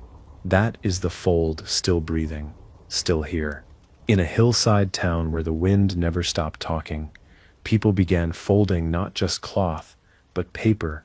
Paper was still rare, still precious, but it carried something cloth couldn't ink. Not everyone used it, not everyone needed to, but those who did treated it carefully. Words once forbidden or wasted on the powerful were now being slipped into the creases. We remember who we were before this silence. Your name is still yours, even if they mispronounce it. These were not protests. They were footholds. Because sometimes the only thing that kept a person standing was one folded truth in a pocket. One young girl, Maila, began folding her own kind of cloth, ribbons from broken dresses, scraps from her mother's mending pile, even strands of hay braided tight and looped. She tied them to trees outside her village, always with a single knot, always with a message whispered instead of written. She said the trees listened better than people. That might have been true. But more than once, someone stopped beneath those trees, saw the ribbons swaying in the wind, and left something in return. A coin, a line of thread, a breath, a pause. When the winter arrived, hard and fast, Maella's family ran out of food by the second week. Her father went to the steward for help, and returned with nothing but an empty promise and eyes that had stopped hoping. That night, Maella tied a ribbon to the gate of the steward's home. No threat, no message, just the ribbon. The next morning there were 3 more tied by others, and by the week's end the entire gate was wrapped in color. No one spoke of it, but when the next cart of grain came from the manor, the steward distributed it himself, quietly, unevenly, but enough to keep people warm. The ribbons stayed, long after the snow melted. Elsewhere, someone began folding inside books. A trader named Corin passed through towns and left behind folded pages with single lines marked, not margins, just small turns in the paper. A page with a passage about injustice, a chapter break with no explanation, a quote about mercy, underlined faintly. Those who read them didn't always understand, but something about the folds made them stop, read again, consider. Corin never said what he was doing. He didn't need to. When he returned to a town, someone would always thank him without saying why. At a crossroad tavern where pilgrims, merchants, thieves, and lost lovers all passed through, folded cloths began appearing on the walls, some pinned, some tied, some slipped behind cracked beams. Travelers left them after long nights. Locals added their own. A guard once laughed, calling it superstition.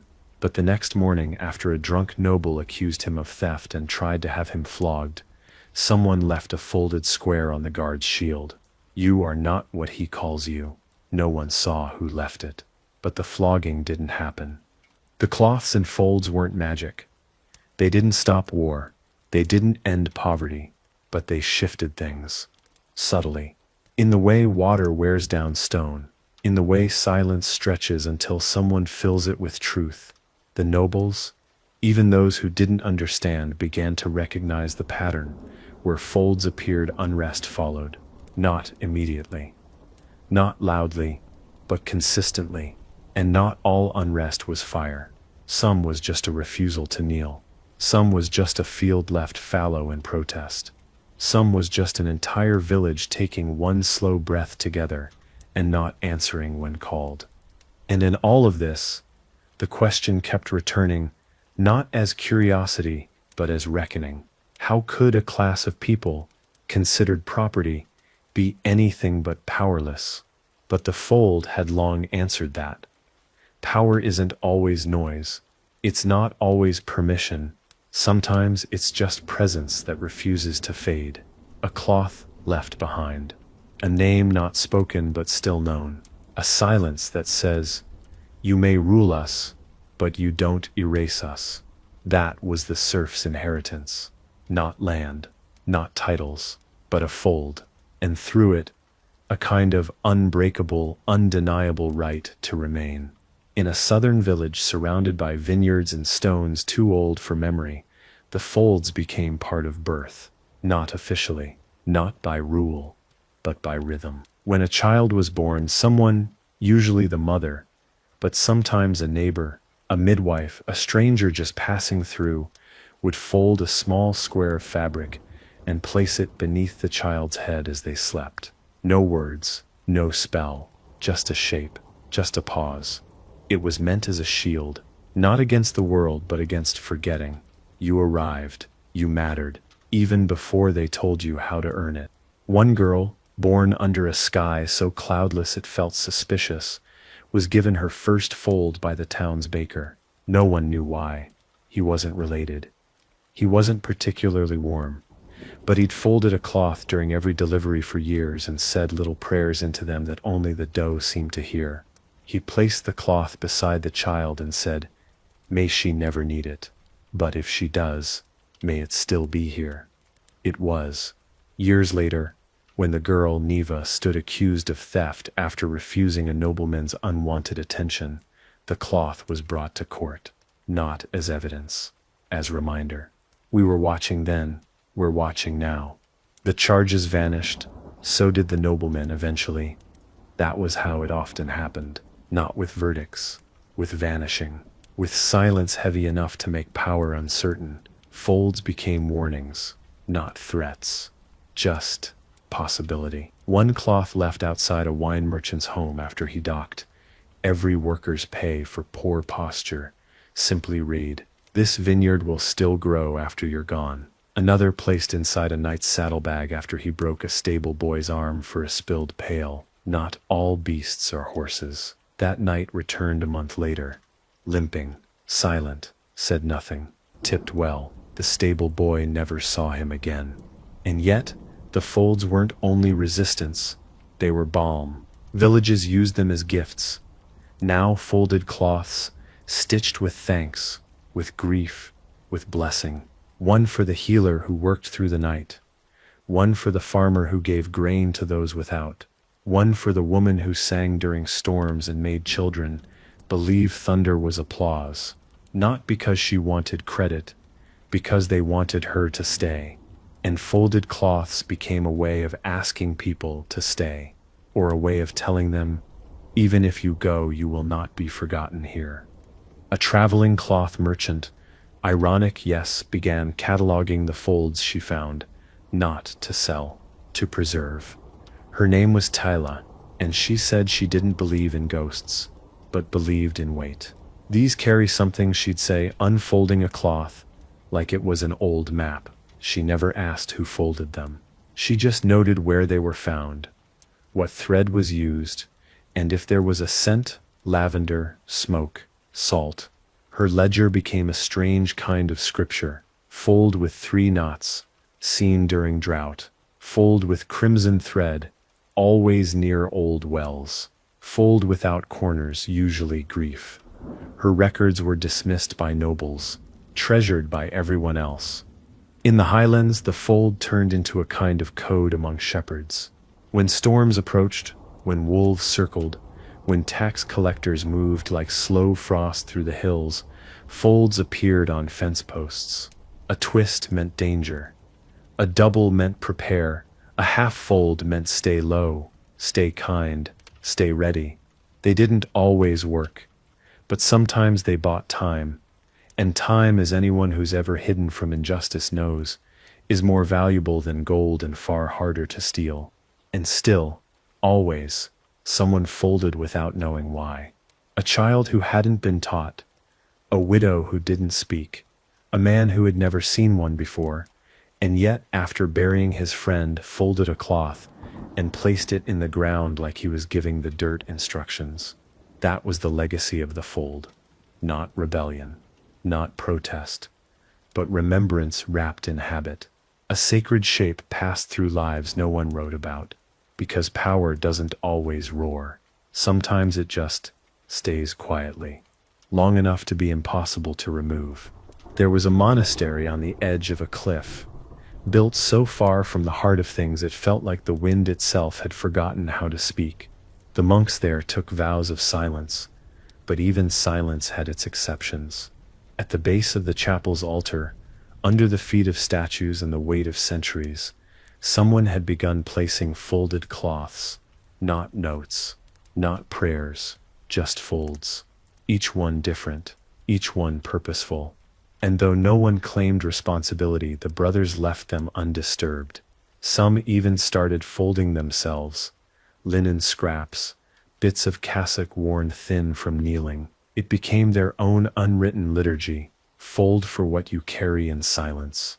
One monk, old and bent like a tired question, began teaching the novices how to fold as part of their daily duties. He said it helped still the hands and steady the mind. But when asked what it meant, he always gave the same answer.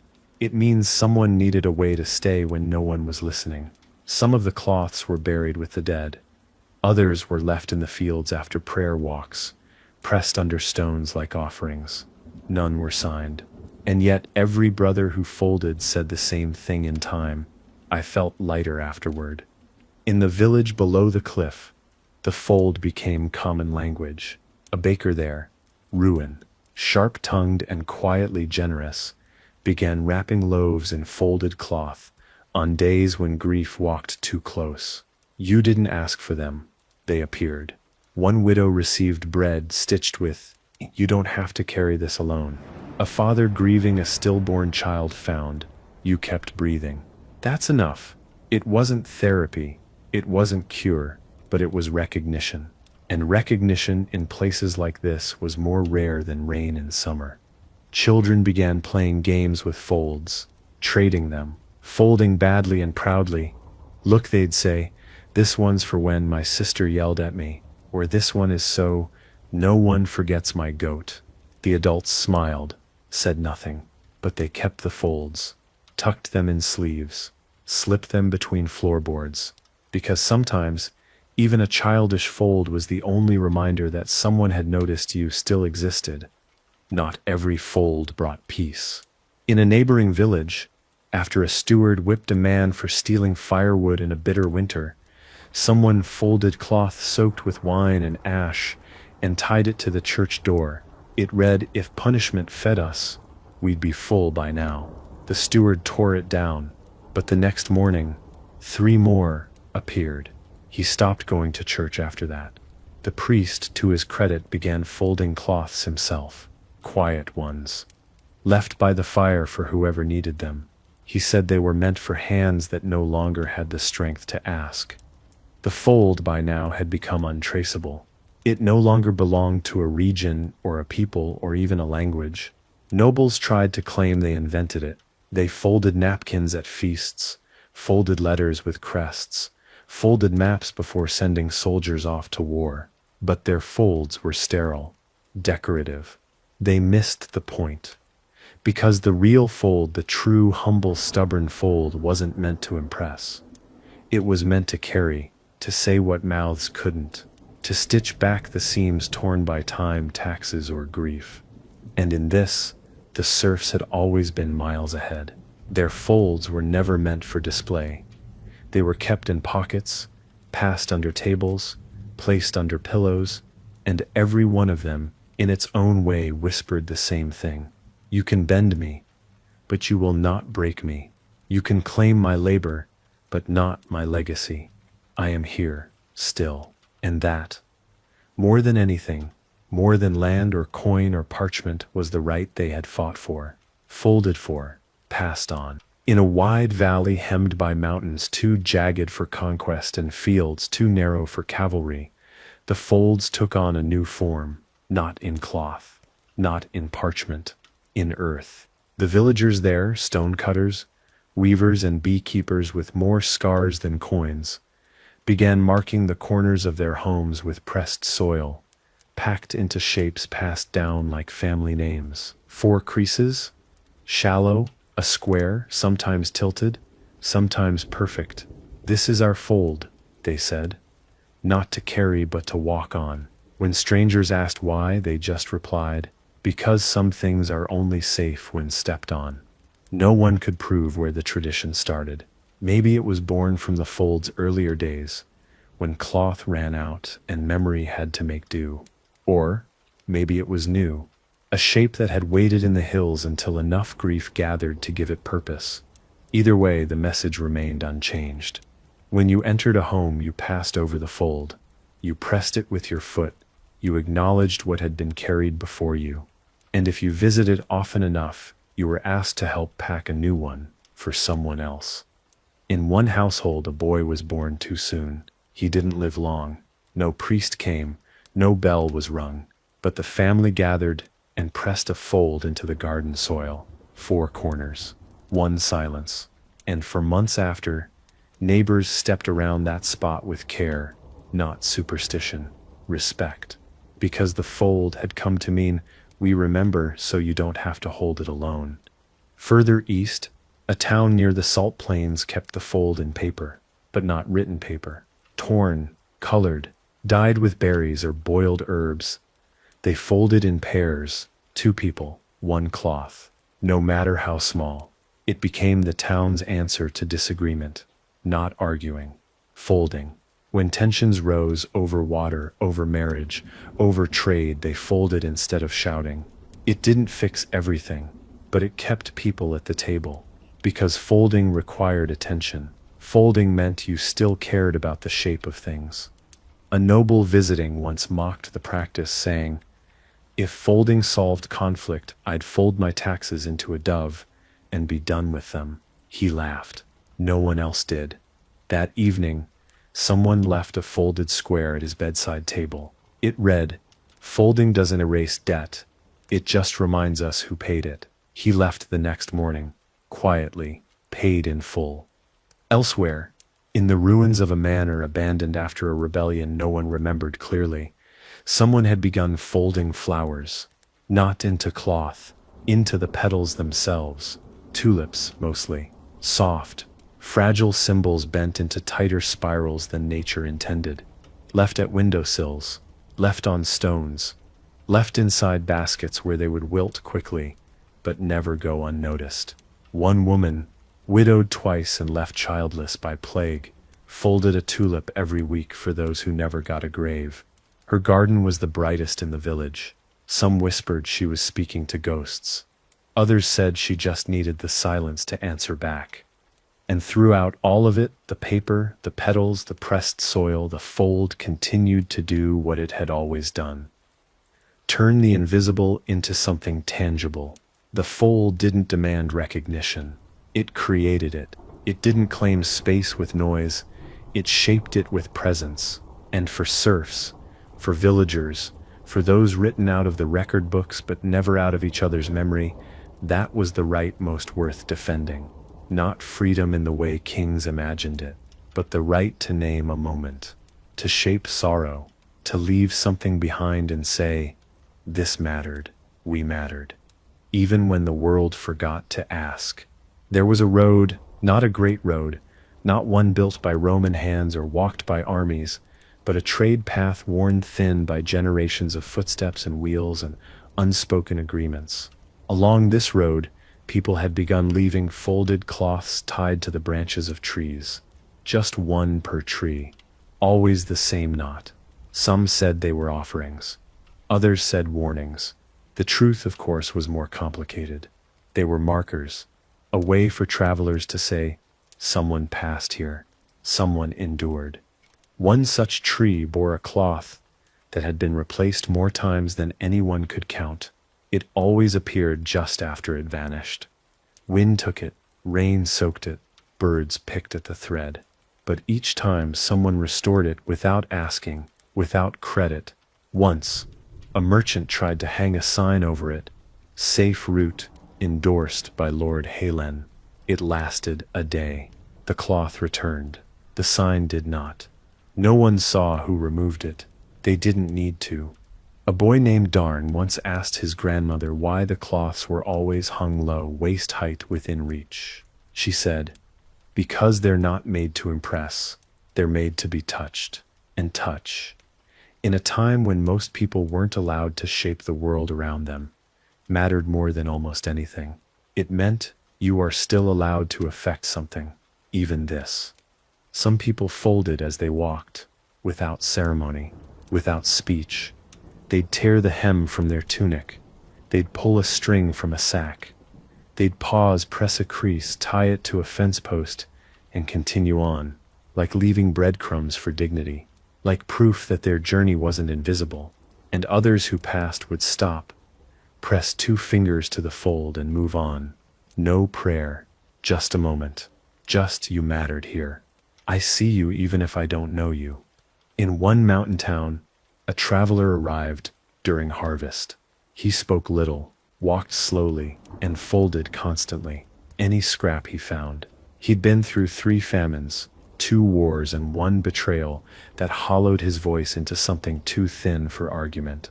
But his folds were steady. He left them everywhere, on crates of apples, in piles of firewood, tied to the collars of sheep. He stayed the winter. When he left, he said only one thing. Folding kept me soft. No one argued. The town folded after him, not in tribute. In gratitude. Thank you for not hardening when the world demanded it. And yes, some mocked it. Some always do. They called it peasant superstition, or nostalgia disguised as protest. They asked, what good is a cloth when the crown raises taxes again? And the answer, though not always spoken, was clear. The cloth doesn't stop the hurt. It just makes it bearable. Because when your name isn't written down, when your story isn't taught, when your body is seen only for what it can carry or cut or clean, folding is a way of reclaiming shape. That was always the difference between a slave and a serf. Not just in the law, but in the legacy. The slave was stripped of shape, of family, of future, of legal protection. They were reduced to utility. But the serf, however bound, still had corners to fold, still had space, narrow, fragile, but real, to remember themselves, to resist disappearance. The fold didn't make them free, but it let them say, I am more than what I owe you. I am more than the harvest. I am not a line in your ledger. I am a fold in the fabric of this land, and you cannot unmake me. In a town that had changed hands more times than anyone bothered counting, swapped between lords, taxed by both church and crown, and forgotten by all until harvest season, there stood a stone wall no one had built. Not officially. It had grown, one rock at a time, over generations. Some said it marked the old border, others said it held up the sky. But what everyone agreed on was this: each stone had been placed with a fold tucked beneath it, not to bless, not to ward off spirits, just to hold something. Maybe sorrow, maybe hope, maybe the names that were never spoken out loud. No one dared dismantle it. Not because it was protected, but because it was respected. Every winter, someone would walk the length of it and brush snow from its surface. They'd leave no words, just small folded cloths, pressed into cracks between stone and time. Travelers who passed by were told, that's the wall of those who stayed. No one could explain what that meant, and no one needed to. It was there that a woman named Sorel folded her grief. She'd lost 3 children in 4 years, 2 to sickness, 1 to silence. Her husband had left, not cruelly, just quietly, like someone walking out of a storm without looking back. She didn't weep publicly. She didn't speak of it. But every season, she folded a cloth, tied it with flax, and pressed it into the wall. Each time, the wall took it without judgment. And each time, Sorel stood straighter walking home.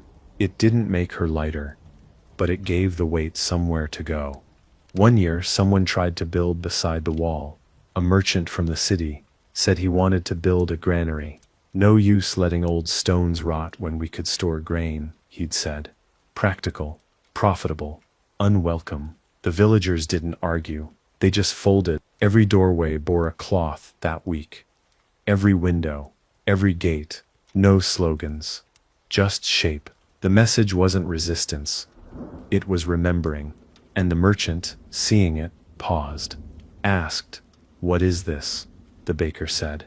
"It's everything that came before you." The merchant packed his cart and left before dawn. Elsewhere, folds were appearing in places where they had no business surviving. A prison near the coast, crumbling, bitter, forgotten by law, began to find folded scraps beneath cots, not by guards, by inmates, sentenced for theft, for rebellion, for debts too large to ever repay. They folded with thread from their own clothes, with straw, with pieces of bread. No one told them to. They just did. One guard, curious and maybe a little afraid, unfolded one. It read, "You caged me, but I still shape something. That means you haven't won." In the cities, folds began turning up in strange places, tucked inside coin purses, between the pages of tavern ledgers, folded into the pleats of noble garments, by tailors who didn't speak much but noticed everything. The folds weren't protests anymore. They were pulses. You could trace them like heartbeats. One noble found a fold in the toe of her slipper, left there by a servant she didn't remember hiring. It read, "Step carefully. The ground isn't as quiet as you think." She kept it, not out of guilt, out of awe. And still, in villages with names erased by flood or flame or the cruel indifference of royal record keepers, folds endured, passed down in recipes and stitching patterns and lullabies that paused mid-line, just long enough for a cloth to be tucked in. The fold had never been a rebellion in the way history liked to archive. It wasn't loud enough, but it had rewritten what it meant to survive with your shape intact.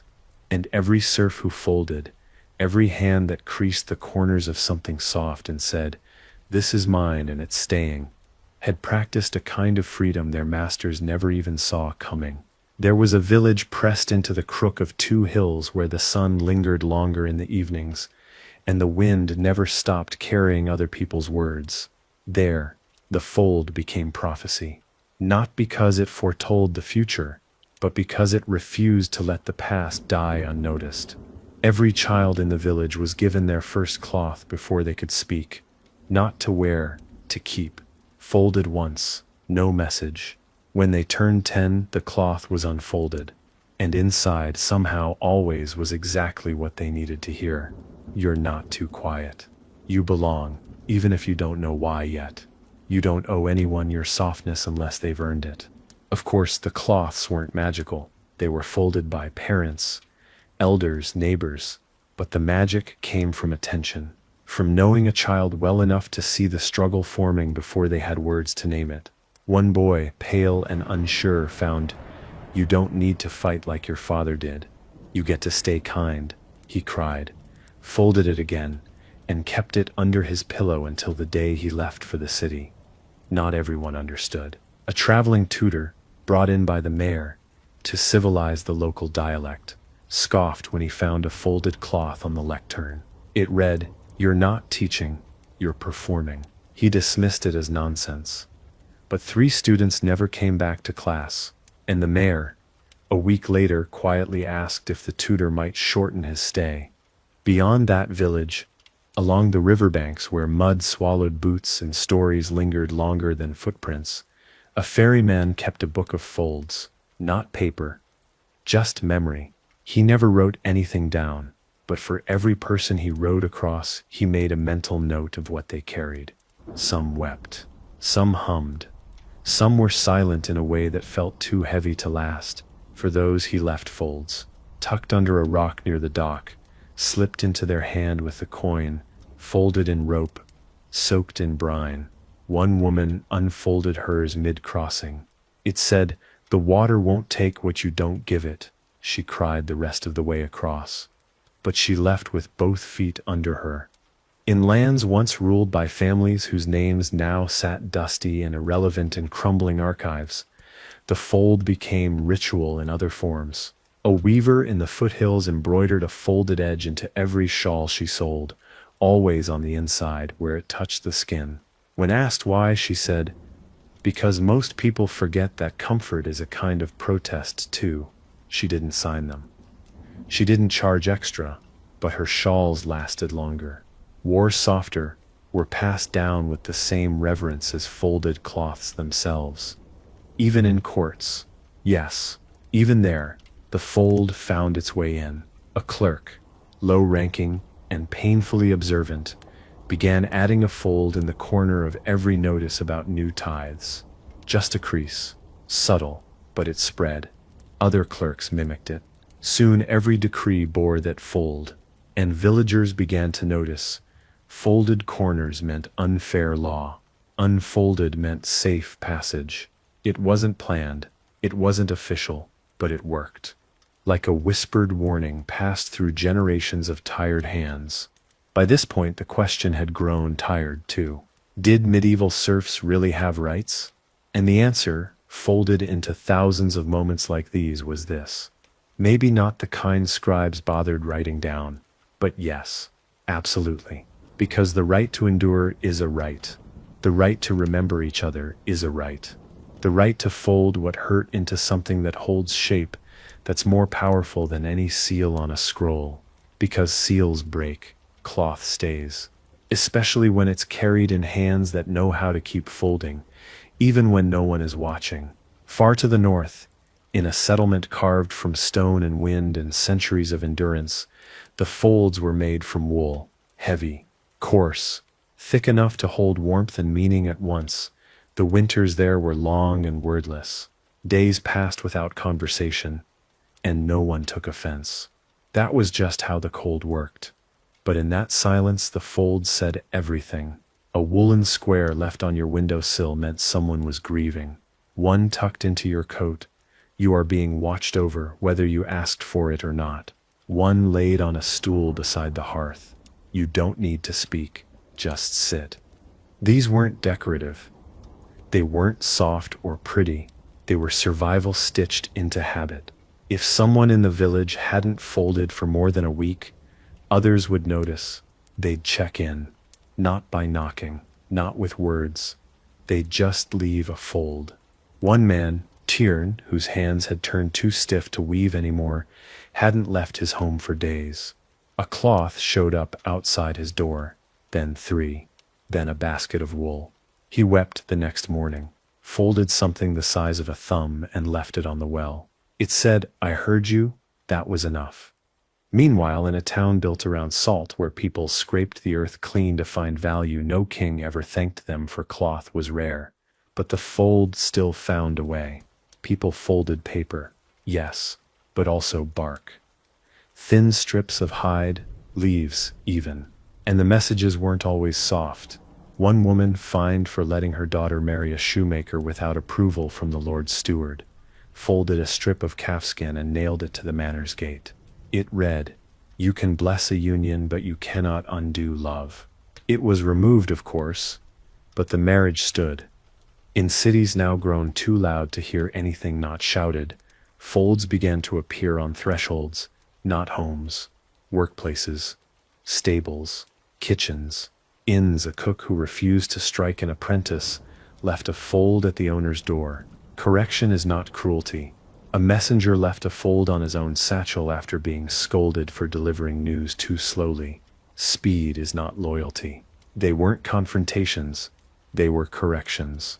And slowly, over time, the tone of power began to shift, not because lords had grown wiser, but because the people they relied on had grown quiet in ways that could not be ignored. Even across oceans, yes, even there, the fold found purchase. Sailors on trade ships began tying knots into cloth before departure. One fold for every home left behind, one for every person they didn't get to say goodbye to. Sometimes they tied the folds to the ship, sometimes to their belts, sometimes to the bottom of their boots, so that no matter how far they drifted, a part of them stayed shaped by what they left behind. One man drowned during a storm, but his cloth washed ashore days later, still knotted, still folded. His wife found it and wore it around her wrist for the rest of her life. And this, more than any law or doctrine or theory, is why the folds mattered, because they never asked for approval. They never begged for recognition. They simply became. They grew around grief.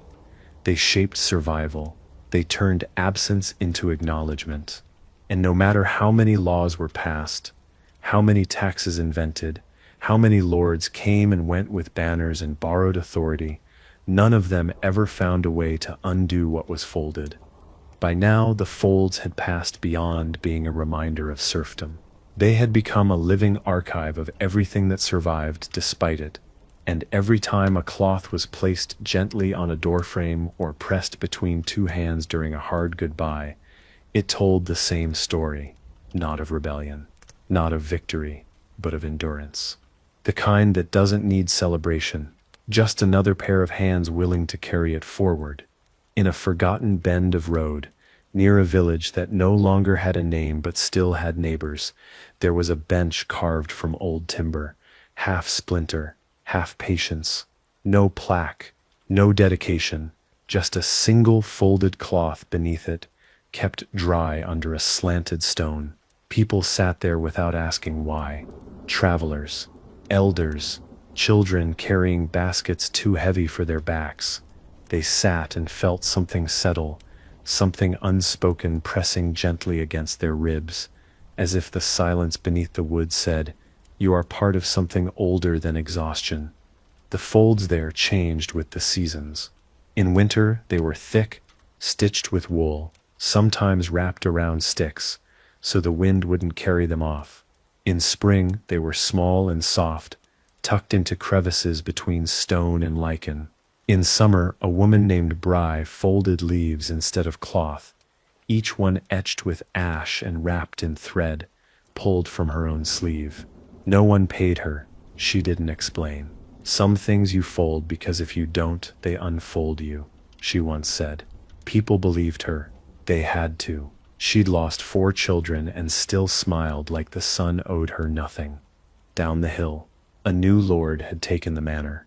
Young, gold-eyed, raised in the capital with books and battles and little else. He thought the fold was a superstition, a bedtime habit, he called it. A peasant lullaby. He banned cloth on gates, ordered folds removed from village wells, had the stone at the old field, the one where people placed folded cloth for the dead, cleared away. The next day, someone placed a fold under his horse's saddle. No message, just a knot. So deliberate it felt like a signature. The horse threw him, broke his arm. He left the stone alone after that. Because here's the truth about power. It has no memory. It doesn't remember who fed it, who knelt beneath it, who bore the weight of its comforts. But people do. And when memory is stitched into habit, into shape, into the way you hold your grief, then power has something it can't touch. And that's what the fold was. Always. A shape that said, "You will forget us, but we will not forget ourselves." In some places they folded for joy too. A midwife folded cloth into the hands of new mothers. You did this, and no one can undo it. A carpenter folded small curls of wood and left them at doorsteps after mending things, whispering, "You asked for help. That counts." Even lovers used the fold, slipped between fingers during a crowded festival, tied to fences, left under beds. I see you, even when it's not safe to say so out loud. The fold didn't belong to pain. It belonged to presence, to anything worth naming. Children now grew up folding without knowing why. Their fingers learned the rhythm before their words did. It wasn't taught, it was copied. In the same way songs are hummed before lyrics are learned. One little girl, when asked what her fold meant, said, "It's for the parts of me I don't want to drop." That was enough. That was everything. Because even if the shape was uneven, even if the corners didn't quite meet, the meaning was always perfect. And so we return to the root of this journey, the unglamorous truth that medieval serfs, however bent by duty and dirt and debt, still had more rights than most people imagine. Because rights aren't always about what's written. They're about what's remembered, about what you refuse to let go of, no matter how many gates close. The serfs didn't rise in glory. They didn't conquer empires. They folded cloth. They shaped silence. And in doing so, they left behind a legacy of dignity no tax could take, no sword could erase, and no lord could fully understand. There was a woman named Elin, who lived by the boundary stones of a field so old, even the wind seemed to avoid disturbing it. She wasn't important, not by title, not by bloodline. But when someone died, people came to her, not for comfort, for cloth. She folded while she listened. She folded while others wept. She didn't speak often, but when she handed you the cloth, it felt like someone had taken the worst of it and shaped it into something small enough to carry. "It doesn't make it better," she said once, "but now it has form, and form gives us somewhere to begin. One doth." Elin never married, had no children of her own, but somehow every child in the village knew to visit her when they felt out of place. One boy came after being told he'd never be strong enough for the fields. Another came when he was caught stealing bread, not from hunger, but from anger. She folded for them both. The first got, "Your worth isn't measured in wheat." The second, "Mistakes don't make you unworthy of kindness." Neither boy spoke much, but both returned again and again, just to sit and watch her hands move, as if the folding itself was a kind of prayer they hadn't yet learned the words to. Outside the village, a road had been widened, cut through trees where folded cloths once hung. The workers, brought from elsewhere, didn't know the cloths were left for the dead. They cleared them, burned them, and paved over the soil. No one stopped them. No one had time, but when the road opened, no one used it. The carts turned around, the travelers rerouted. A week later, folded cloths began appearing on the side of the road, not as protest, as presence. This was sacred. You built over our silence, but you didn't erase it. The road eventually cracked. Trees took it back. Some say the roots remembered. Eileen died one spring just after the rains had softened the world enough to feel new again. She left no will, just a basket of folded cloths, each tagged with a name, Some bore messages, some didn't. One simply read, "You were never invisible, even when they looked through you." Another, "You stayed kind when the world told you to stop." People cried, quietly.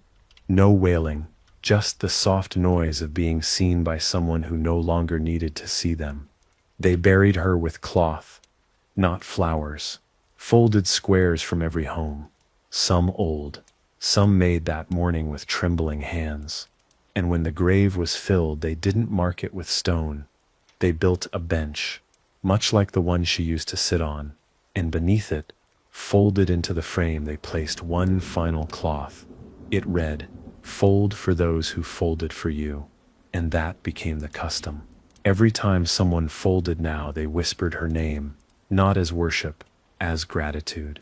Far away, in towns Eileen never visited, her folds traveled. A trader carried one in the lining of her coat.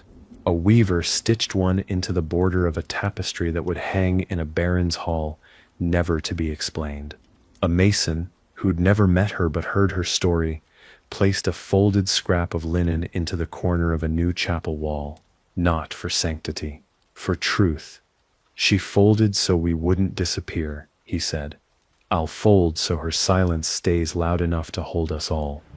Because that's what it had become now, not resistance, not even memory, but echo, the kind that doesn't fade, that grows quieter only so it can go deeper, the kind of echo you feel in your chest before you hear it in your ears. The fold wasn't just about remembering the past anymore, it was about becoming part of the future, one shaped crease at a time. And every time someone folded, they weren't just saying "I was here," they were saying "we still are." In the capital, where everything was louder, faster, and endlessly measured, the folds arrived quietly. At first, no one noticed. A scrap of cloth tucked under a tradesman's ledger, a folded square found in the lining of a servant's coat, a silk napkin with corners bent, not ruined, just shaped with too much care to be accident. But eventually someone began to ask. And when they did, they never got the same answer twice. "It's for a friend," someone would say. "It's for what I couldn't say out loud. It's for my mother who taught me to stay soft. It's not for anyone, it's just mine." The nobles called it quaint, then superstitious, then unsettling, especially when the folds started appearing in their homes. One on a balcony rail. This luxury came at a cost. Be sure you're the one who paid it.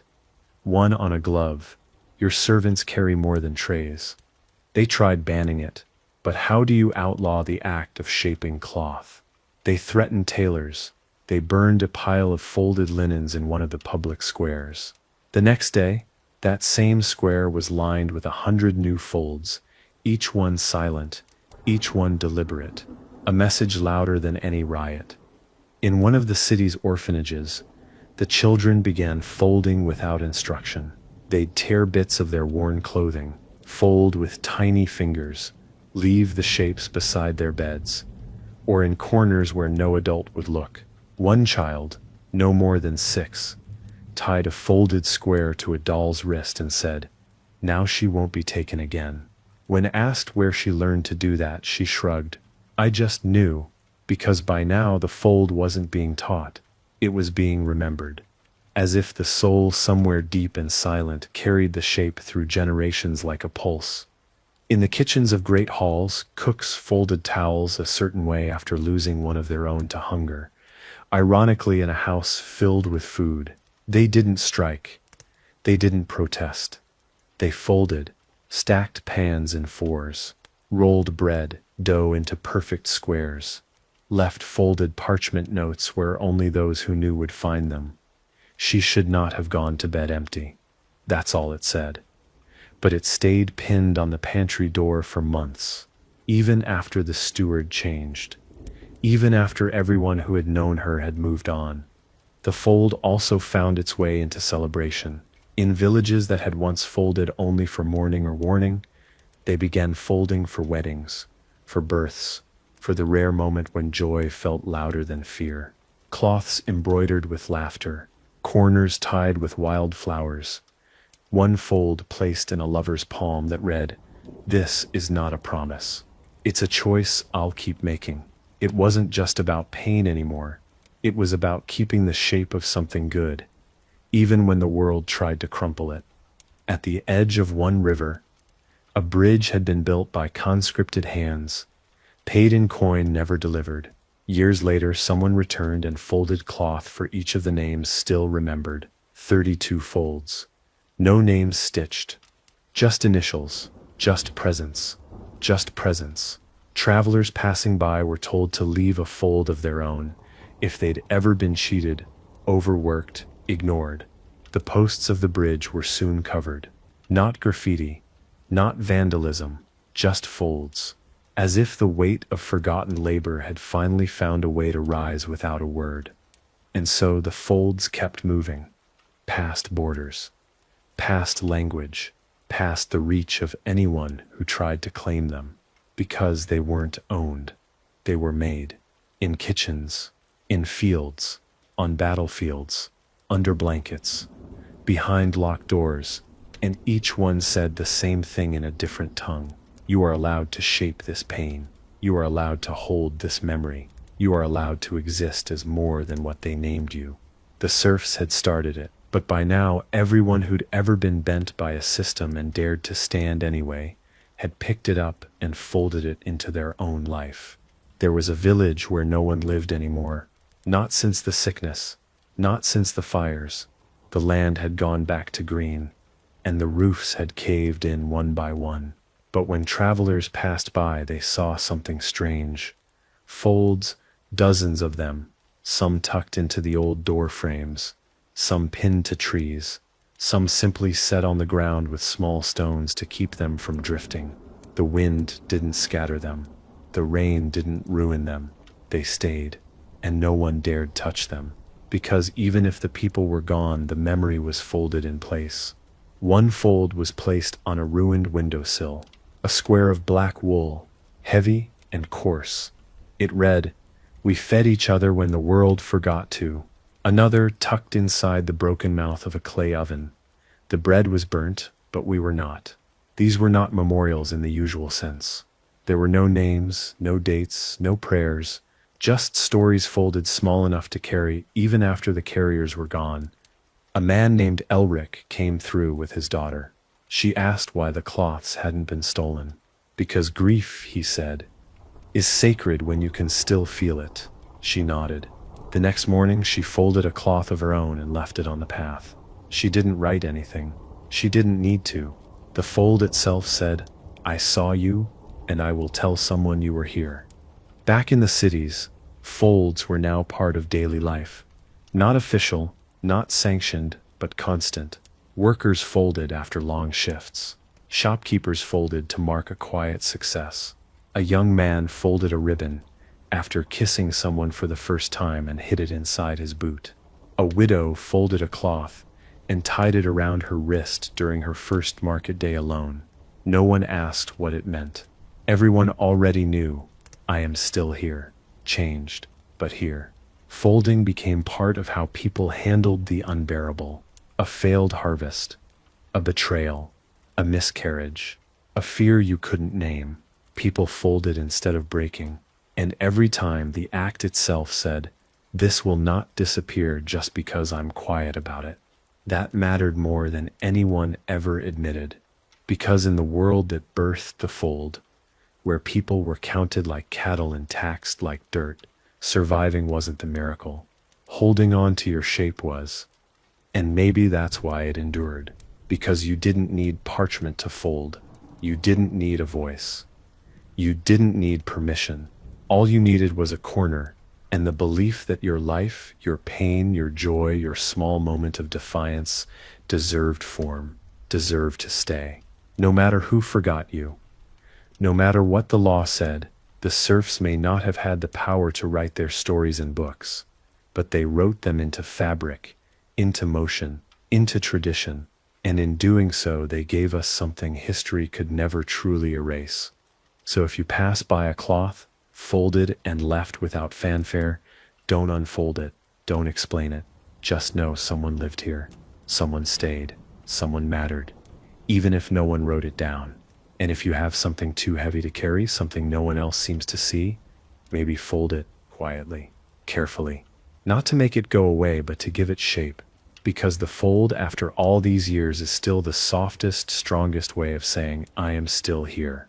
A small stone church sat at the top of a hill, overlooking 3 villages, none of which had pews to spare, but all of which had stories to give. The church wasn't remarkable. The roof leaked. The bell cracked. The priest was older than most of the walls. But what made the church matter? What made people walk hours just to leave something behind was the line of folds tied to the rail that bordered the steps. There were always exactly 24. When one disappeared, another appeared by the next dawn. No rule, no schedule, just a rhythm too ancient to question. The folds varied. Some were new, some so old they'd frayed to threads. One was made from lace, another from sackcloth. One bore a single stitch shaped like a broken heart. One was stiff with salt. But all of them said the same thing in a language older than parchment. This happened, and we did not look away. The priest, who had long since stopped delivering sermons with words, would touch each one as he passed, never unfolded them, just nodded, as if to say, I remember, even if I don't know who you are. People didn't leave notes in the church. They left folds. A woman laid one on the altar after losing a child. A man folded a square and tucked it into the crack in the wall where he'd once hidden during a raid.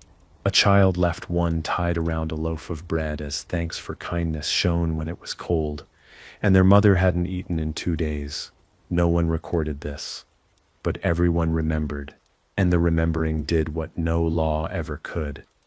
It made the unseen visible. Further out, in places where the land had grown hard and the people harder, folds became warnings again. When a field was poisoned by a greedy lord's runoff, the villagers tied cloth to the fence posts, red, torn, fluttering like flame. No words, just shape, just presence. The tax collectors saw and turned back, not out of fear, out of discomfort, because even they knew when the quiet people stop being quiet, nothing grows for a while. The folds returned to the manor weeks later, folded into sacks of grain, hidden in the seams of clothing sent back for repair. We are not your soil. We fed this land. You only counted it. And for the first time in years, the Lord arrived in person, not with guards, alone. He didn't apologize. They didn't expect him to.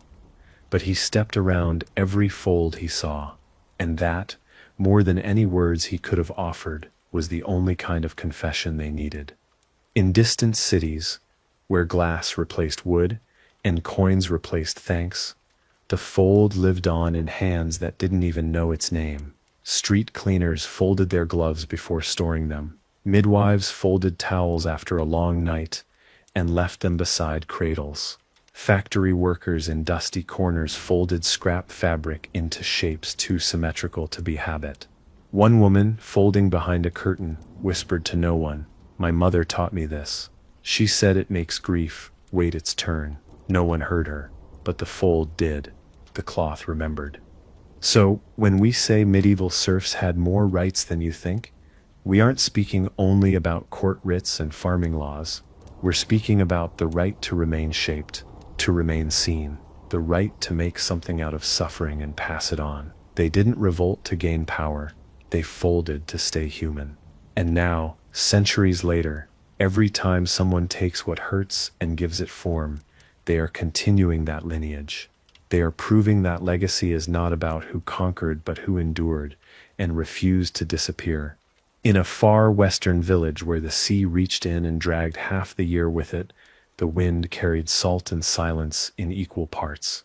People there didn't say much, and when they did, it was often with their hands. A nod, a gesture, a fold. The cloths there weren't fancy, just strips of sail, pieces of netting, rags bleached pale by sun and storms. But they folded them anyway, hung them above doorways, buried them under rocks before sailing out, pressed them into the hands of the sick and the dying. The villagers didn't call them tradition, they called them necessary. One man, a fisherman named Bell, folded a scrap of rope into his palm every morning before casting off. He said it kept the boat from forgetting him. When a storm took him and the boat returned without a mark, his folded rope was still in the hull, dry, untouched. His wife didn't wail. She folded it again and tied it to the pier. It's still there now, tattered, fraying, but it's never been untied, because it isn't about grief anymore. It's about witness. Not far inland, in a town built on stones too stubborn to move and stories too thick to leave, folds were left outside courtrooms. They weren't protests. They were reminders. One cloth pinned to the door said, "Before you rule, remember we already have." Another, tied around the judge's walking stick, "You don't carry justice alone. No one took them down." Not even when verdicts failed the innocent, because deep down everyone knew the cloths were not there to change the law. They were there to survive it. Children now folded without thinking, like instinct, a muscle learned by watching, not by teaching. A girl folded after her friend moved away. A boy folded when his mother didn't come back from market. They didn't need permission to grieve. They just needed fabric. One child folded a corner of their own sleeve and left it under a tree, whispering, "I hope someone folds for me someday." Someone did, not right away, but a week later, there was a new cloth next to theirs. Different shape, same silence. And in a market full of noise, where coin traded faster than names and everyone looked too busy to notice anything but profit, a vendor began leaving folds with purchases. A simple gesture, no message, just a crease. When asked what it meant, she said, "It means I saw you even if no one else did." Her stall grew popular, not because her apples were sweeter or her cloth finer, but because her hands told the truth people had forgotten they needed. That's what the fold had always done. Spoken for those who had no titles, no ink, no army behind them. It said, "Again and again, you may forget my name, but you will not forget my presence." And as the centuries passed, that mattered more than anything, because in the end, even kings are forgotten. But folded cloth, left behind with care, survives long after memory does. It outlives the story. It becomes the story. So no, medieval serfs did not live free. They did not live easy, but they lived fully, quietly, deeply. And they carved a kind of invisible legacy into the shape of everyday life, one that outlasted crowns, one that whispered to the tired, the overlooked, the bound, "Shape your sorrow, fold your name, be small but deliberate, and you will not disappear." There was a school built on the ruins of a field that had once been tilled by hands long buried and unnamed. The children didn't know that, not at first. The teachers didn't speak of it. The plaque by the gates made no mention, but every spring, before planting the little gardens outside their classroom windows, someone no one ever admitted who folded cloth and buried it just beneath the topsoil, always soft, always pale. The first child who dug one up asked if it was a mistake. An older child shook their head. "It means someone cared before we did." And just like that, the fold returned to the earth. Inside the school, the janitor began folding napkins left behind in the lunchroom, not because he was told to, because he'd seen something once, long ago, in a house with creaking stairs and a grandmother who always folded the laundry with the same tight corners. "It keeps the noise from building up," she said. He never understood what she meant until the world got louder. Now he folded, quietly, methodically, every time he felt invisible. Every time the kids yelled past him, every time a door closed too hard, he folded, and the quiet came back. In a crowded apartment in a city that moved faster than sorrow could catch up, a woman named Kell folded every receipt she didn't want to keep. She didn't shred them, didn't throw them away crumpled. She folded each one slowly, as if turning debt and disappointment into something smaller, something she could hold. She stacked them in a drawer no one else opened. One day her daughter found them, asked, "Why?" Kell just said, Because I couldn't make it disappear, but I could shape it, the daughter nodded. Started folding her failed tests the same way. Folds began showing up in hospitals, tucked under pillows, in prisons between mattresses and walls, in shelters inside shoes left by doors. No one knew who placed them. No one needed to. Some had messages. You are more than this moment. Your story didn't end here. You stayed alive. That counts. Others were blank, but even the blank ones said something. You are not forgotten, even if I don't know your name. In the corners of bookstores, between dusty novels and unread memoirs, folds appeared. Bookmarks shaped like wishes.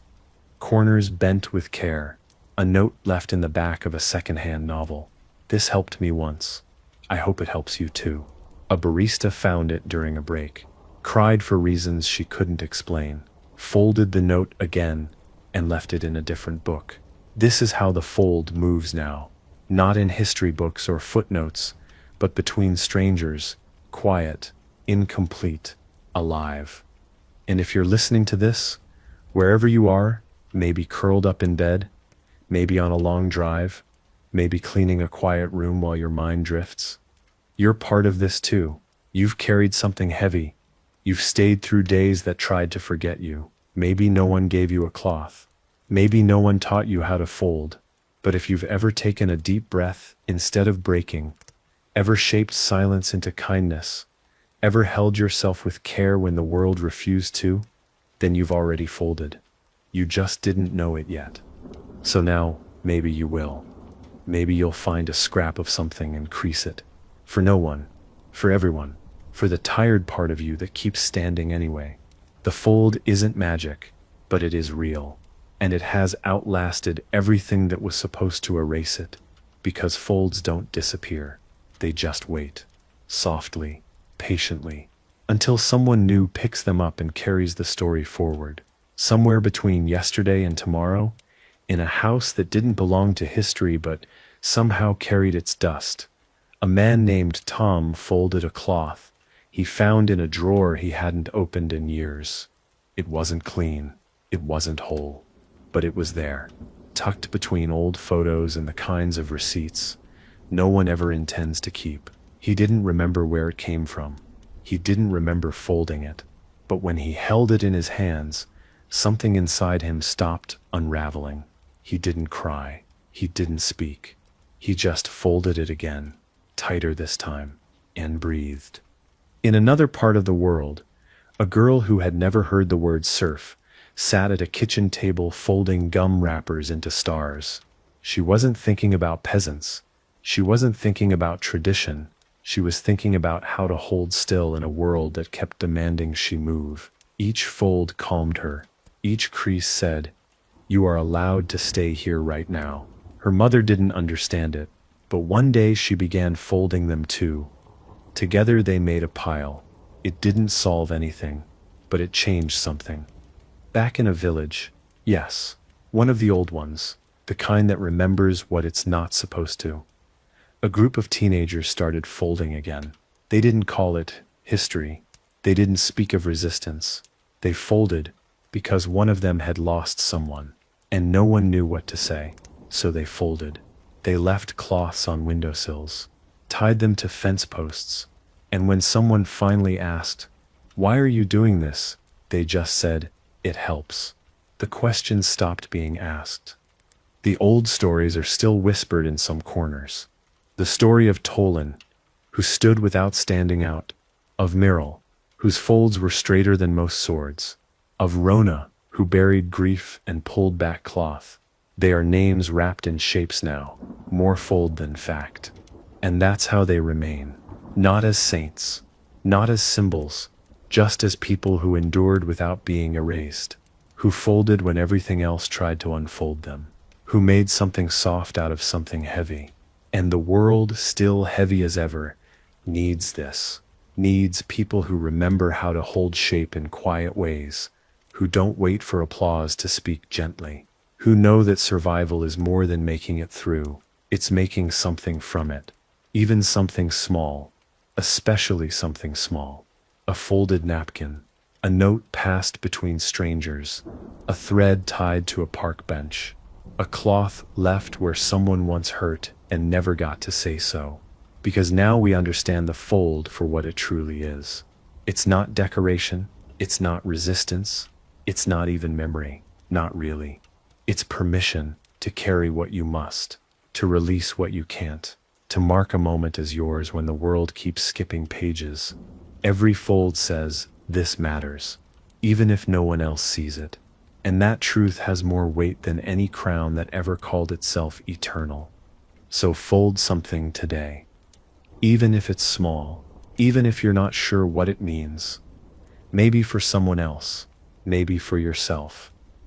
Maybe for the part of you that never got a story in the books. The serfs didn't fold to be remembered. They folded so they wouldn't vanish.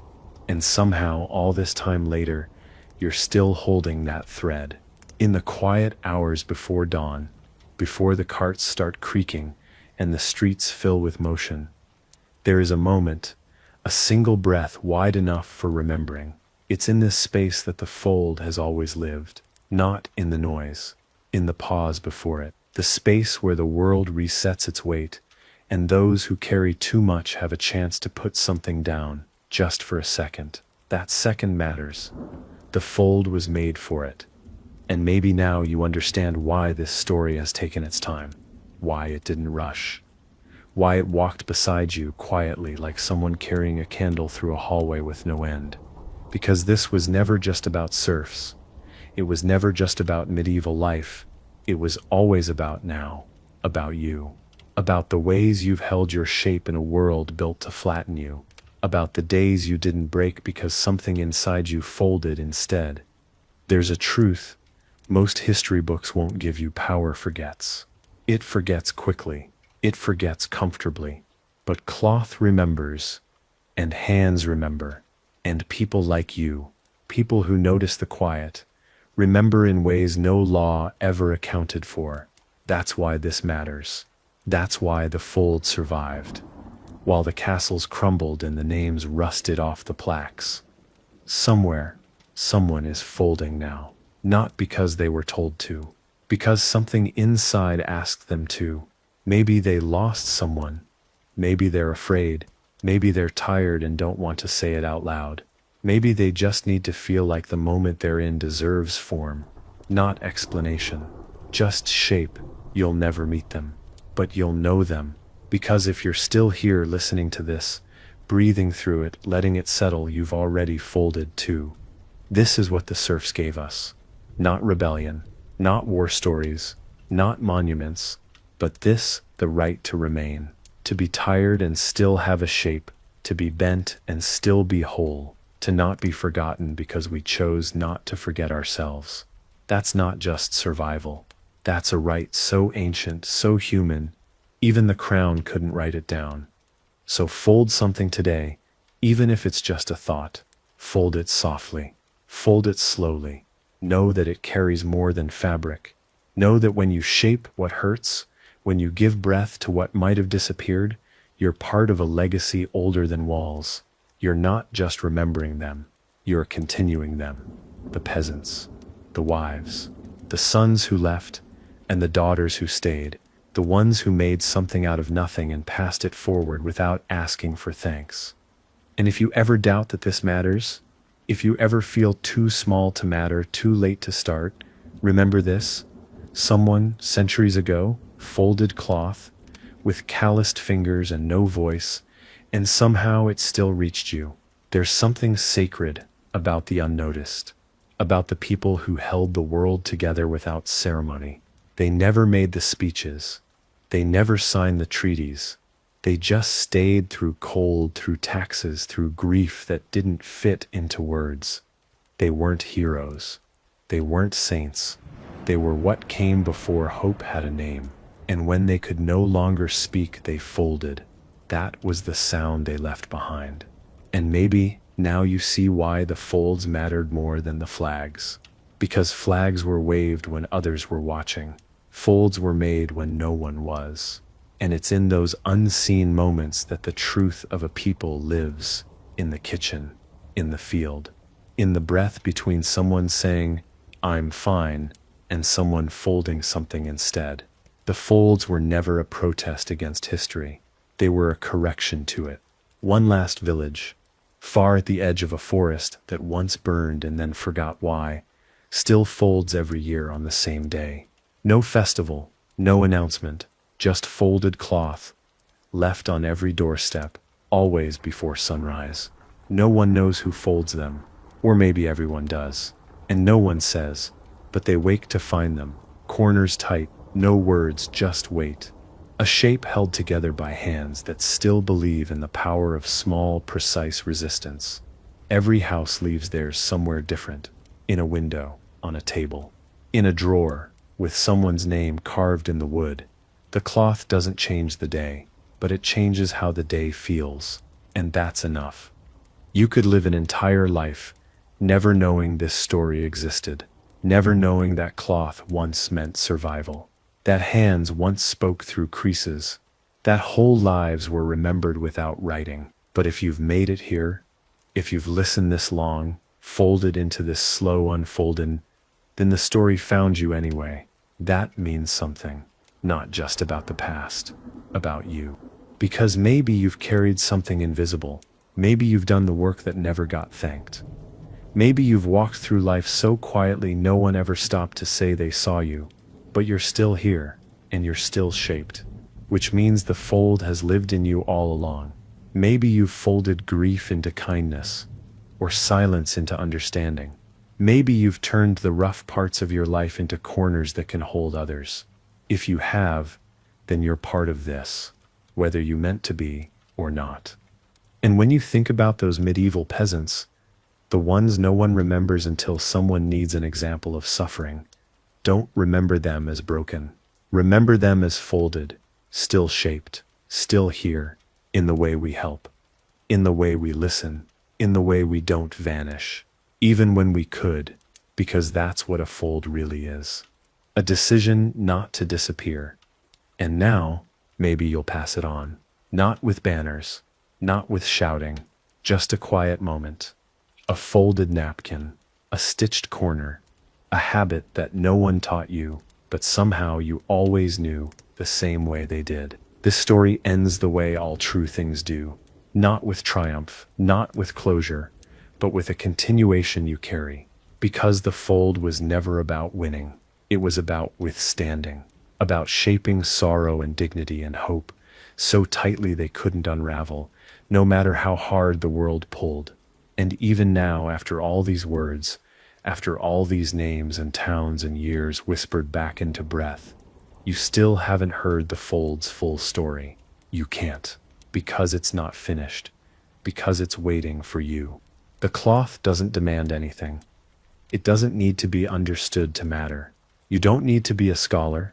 You don't need to be from the right place or speak the right way. You just need hands and something to fold. A moment, a memory, a feeling you don't know how to hold until you give it shape.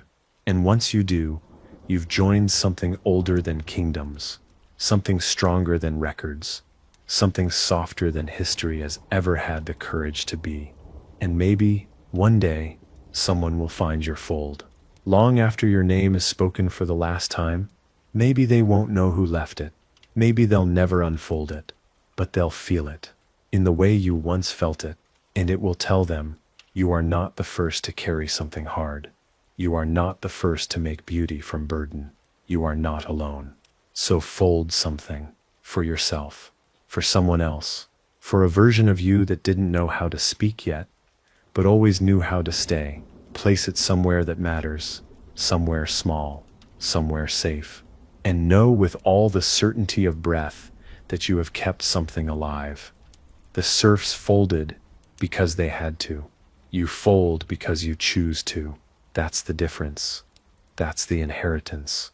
That's the quiet miracle.